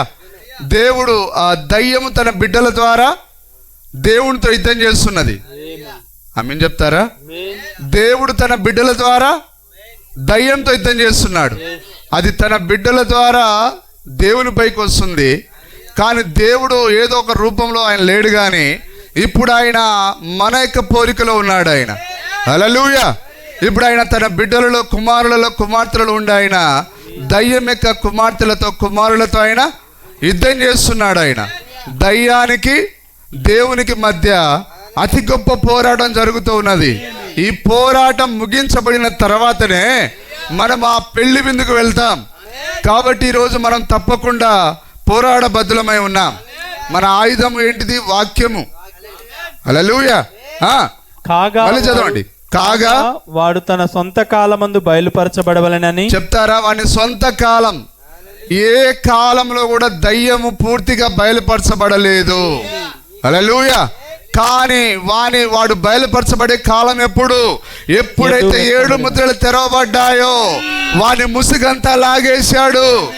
ఓ బబులోను కూలిపోయాను. దయ్యం యొక్క ముసుగు తొలగించబడెను. 7 సంఘ కాలాలలో ఆయన బయలుపరచబడలేదు. కానీ ఎప్పుడైతే ముద్రలు తెరవబడ్డాయో అదే వాడు బయలుపరచబడిన కాలం. ఈరోజు దయ్యాన్ని మనం తేటగా చూడగలుగుతున్నాం. మనం తప్ప ఇంకెవరికైనా దయ్యము తెలుసున్నదా? ఎందుకు దేవుడు మనకి 7 ముద్రలను తెరిచాడు. అదే వాని యొక్క సొంత కాలం. వాని సొంత కాలంలోని వాడు బయలుపరచబడతాడు. ఇప్పుడు దయ్యం యొక్క ముసుగు మీకు తెరవబడిందా? వాడు ఎట్లా కదులుతున్నాడో, వాడి రూపం ఏంటిదో, వాని అవతారం ఏంటిదో, వారి మాటలు ఏంటిదో, వాడి కార్యాలు ఏంటిదో ఈరోజు మనం తేటగా చూడగలుగుతున్నాం. ఎందుకనగా దేవుడు తన యొక్క ముద్రలను తెరిచి ఆయన 7వ దూతకి ఇచ్చాడు ఆయన. హల్లెలూయా. చదవండి. కాగా వాడు తన సొంత కాలమందు బయలుపరచబడవలెనని. ఇప్పుడు అర్థమైందా? వాడి సొంత కాలము 7 ముద్రలు తెరవబడినప్పుడే వానికి సొంత కాలం అది. ఇప్పుడు ఈ కాలంలోనే వాడెవరో, ఎట్లా కదలాడుతున్నాడో, ఈ పోపు ఎవరో, పోపుకు దయ్యానికి ఉన్న సంబంధం ఏంటిదో 7వ ముద్ర తెరవబడినప్పుడే. నిజమేనా? వాని చేతిలో ఆ దుడ్డు కర్ర ఎందుకున్నదో, ఆ వంకె కర్ర ఎందుకున్నదో, వాని కిరీటం ఎందుకు 3 కోణాలుగా ఉన్నదో అవన్నీ ఎవరు బయలుపరిచింది? 7వ దూత. ఆయన ముద్దులలో శుద్ధ ముద్దులు. నిజమేనా? 7వ ముద్రైనా ఇవన్నీ తెరిచింది. హల్లెలూయా. ఇప్పటి వరకు దాన్ని ఎవరు చెప్పలేకపోయారు. కానీ దేవుడే దాన్ని తెరిచి 7వ దూత చూపించాడు. దేవుని నామానికి మహిమ కలుగును గాక. ఆ మహావేశకు చేయబడు తీర్పు నీకు కనబరిచెదను. ఆ 7 దూతలలో ఒకడు వచ్చి, దేవదూతలలో ఒకడు వచ్చి, ఆ ఒకడు 7వ వాడు, ఆ ఒకడు విలియం బ్రెన్హామ్. హల్లెలూయా. కాగా వాడు తన సొంత కాలమందు బయలుపరచబడవలెనని వారిని అడ్డగించినది ఏదో అది మీరు ఎరుగుదురు. ఏం ఎరుగుతాం సార్? మాకేం తెలుసు? వాడిని అడ్డగించేది ఎవరు? మాకేం తెలుసు? ఎవడు సార్? పరిశుద్ధాత్మ. అడ్డగించేది ఎవరు? నీవే. నిజమేనా కాదా? నీవే. హల్లెలూయా. వాక్య వ్యతిరేకమైన కార్యాలను ఖండించేది ఎవరు ఈరోజు? వధువు మాత్రమే. వధువు ఎందుకు ఖండిస్తున్నది? వధువు లోపల పరిశుద్ధాత్ముడు ఉన్నాడు. అందుకే అది తప్పుడు బోధనను సహించదు. తప్పుడు బోధన అది ఖండిస్తూ ఉన్నది. హల్లెలూయా. దేవుని నామానికి మహిమ కలుగును గాక. ఏంటిది ఆ మాట? చదవండి మళ్ళీ. కాగా వాడు తన సొంత కాలమందు బయలుపరచబడవలెనని వారిని అడ్డగించినది ఏదో అది మీరు ఎరుగుదురు. చెప్పండి. ఇప్పుడు ఎవడి బెడద తొలుచుకోవడానికి ప్రయత్నం చేస్తున్నారు? వాళ్ళు లోకం బెడద కాదు, ఈ వధువు యొక్క బెడద మాకొద్దు. మమ్మల్ని తప్పు పట్టేది వీళ్ళే. మీరొక్కరే చొక్కవా? ఒక ఆయన నన్ను బెదిరించాడా? నువ్వు అంత పరిశుద్ధులు అయితే మా పట్టణంలో నీకేం పనయా? పరిశుద్ధులు ఆడుంటారా? ఆడికి వెళ్ళిపో అంటే ఎవడి పీడ విరుగుడు కావాలని చూస్తున్నారు వాళ్ళు. వీళ్ళు మాకు అక్కర్లేదు. దయ్యం చూడండి దేవుని బిడ్డలతో పోరాటం చేస్తూ ఉన్నది. అరే నీకేం పరే? వాక్యంలో ఉన్నది ఉన్నట్టు మొత్తం కరపత్రంలో రాసినావు. నేను నా విశ్వాసాలు అడుగుతున్నారు. అయ్యా వాక్యంలో ఉన్నదే రాసి నా పాస్టరు, నువ్వెందుకు ఇట్లా చేయమని అడుగుతున్నాడు. నేనేం చెప్పాలా? హల్లెలూయా. చూడండి, ఇప్పుడు దానికి ఏం నచ్చట్లేదు? వాక్యం నచ్చట్లేదు. హల్లెలూయా. కాగా వాడు తన సొంత కాలమందు బయలుపరచబడవలెనని వారిని అడ్డగించినది ఏదో అది మీరు ఎరుగుదురు. ఇక్కడ అన్ని అడ్డగించేది అయ్యా చదివే నీవే అడ్డగించేది. హల్లెలూయా. ఈరోజు వింటున్న మనమే అడ్డగించేది. మనలో ఉండి ఆయన దయ్యంతో యుద్ధం చేస్తున్నాడు. ఓ ఆయనతో ఉన్నవారు ఎవరంటే నమ్మకమైన వారు, వారు పిలువబడిన వారు, వారు నమ్మకమైన వారైనందున గొర్రె పిల్ల వారిని జయించును. మనం నమ్మకమైన వారేంటిది, గొర్రె పిల్ల గెలవడం ఏంటిది? ఏమైనా అర్థం ఉందా సార్? ఏమో సార్, సరే చూద్దాం. హల్లెలూయా.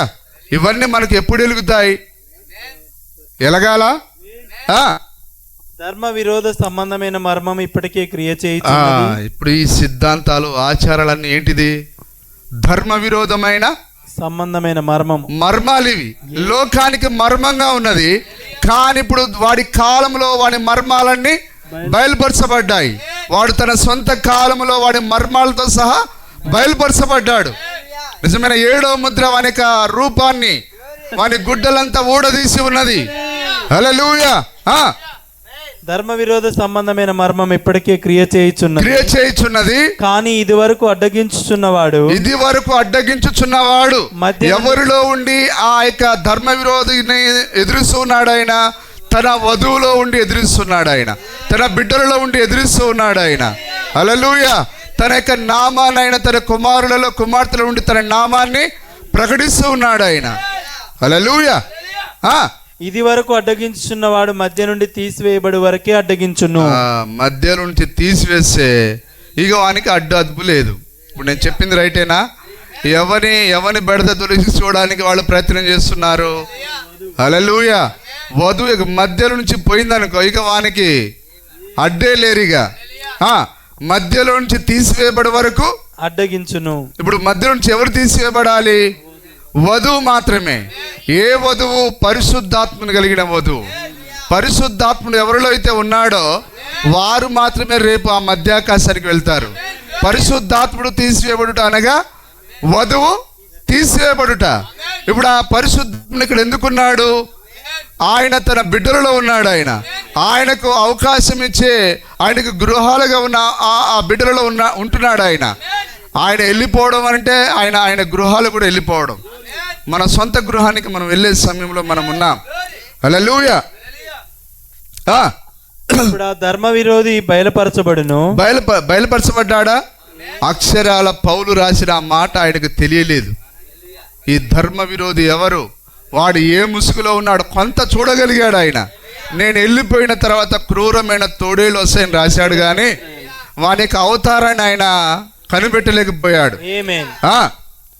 అప్పుడు ఆ ధర్మ విరోధం బయలుపరచబడును. కానీ 7వ ముద్ర తెరవబడినప్పుడు ఆ ధర్మ విరోధి ప్రారంభం నుండి ఎట్లా ఉన్నాడో అదంతా మనకి ఈరోజు కళ్ళకు కట్టినట్లుగా మనం స్పష్టంగా చూడగలుగుతున్నాం. హల్లెలూయా. ప్రభువైన యేసు తన నోటి ఊపిరి చేత వానిని సంహరించి తన ఆగమన ప్రకాశము చేత నాశనం చేయును. నశించుచున్న వారు తాము రక్షింపబడుటకై సత్య విషయమైన ప్రేమను అవలంబింపక, సత్య విషయమైన ప్రేమ అది ఎవరిలో పెట్టాడు ఆయన? అపోస్తలులో పెట్టాడు ఆయన. సత్య విషయమైన ప్రేమను అవలంబించలేదు కాబట్టి సత్యము ప్రేమ ఒకటే. వాక్యమే ప్రేమై ఉన్నాడు, దేవుడే ప్రేమై ఉన్నాడు. కాబట్టి ఇప్పుడు వారు అపోస్తల బోధన వెంబడించలేదు కాబట్టి వారి రాక అబద్ధ విషయమైన సమస్త బలముతోను నానా విధములైన సూచక క్రియలతోను మహత్కార్యములతోను దుర్నీతిని పుట్టించు సమస్త మోసముతోను. చూసారా వాళ్ళు ఏమేం చెప్పారు? మేము ప్రవచింపలేదా, అద్భుతాలు చేయలేదా? వాటిని చూపించారు, కానీ ఆ సత్య ప్రేమ పైన వారు ఆధారపడలేదు. హల్లెలూయా. దుర్నీతిని పుట్టించు సమస్త మోసంతోను నశించుచున్న వారిలో సాతాను కనబరచు బలమును అనుసరించి ఉండును. ఇందుచేత సత్యమును నమ్మక దుర్నీతి యందు అభిలాష గల వారందరూ ఆ రోజు ఏలియా మాటలు నమ్మని వారిపైకి ఆయన ఆ దురాత్మను పంపించాడు ఆయన. ఈరోజు అపోస్తల బోధన నమ్మని వారిపైన ఆయన దురాత్మను పంపిస్తున్నాడు ఆయన. నిజమేనా? అదేనా వాక్యం? చదవండి. చేత సత్యమును నమ్మక సత్యం అనగా అపోస్తలులో ఉన్న వాక్యం. సత్యమును నమ్మక దుర్నీతి యందు అభిలాష గల వారందరూ వారందరినీ శిక్షావిధి పొందుటకై అబద్ధమును నమ్మునట్లు మోసము చేయు శక్తిని దేవుడు హల్లెలూయా. పంపుచున్నాడు. ప్రియమైన స్నేహితులారా, మనం ఎంత ధైర్యమో చూసారా? దేవుడు మనని అబద్ధాన్ని నమ్మేదానికి ఎన్నిక చేయలేదు, కానీ ఈ గడియ వర్తమానం నమ్మేదానికి ఎన్నుకున్నాడు ఆయన. హల్లెలూయా. మరి దేవుడు నీకు ఈ తాళపు చెరువును ఇచ్చినందుకు సంతోషంగా ఉన్నదా? దేవుడు నిశ్చయంగా మిమ్మల్ని దీవించును గాక.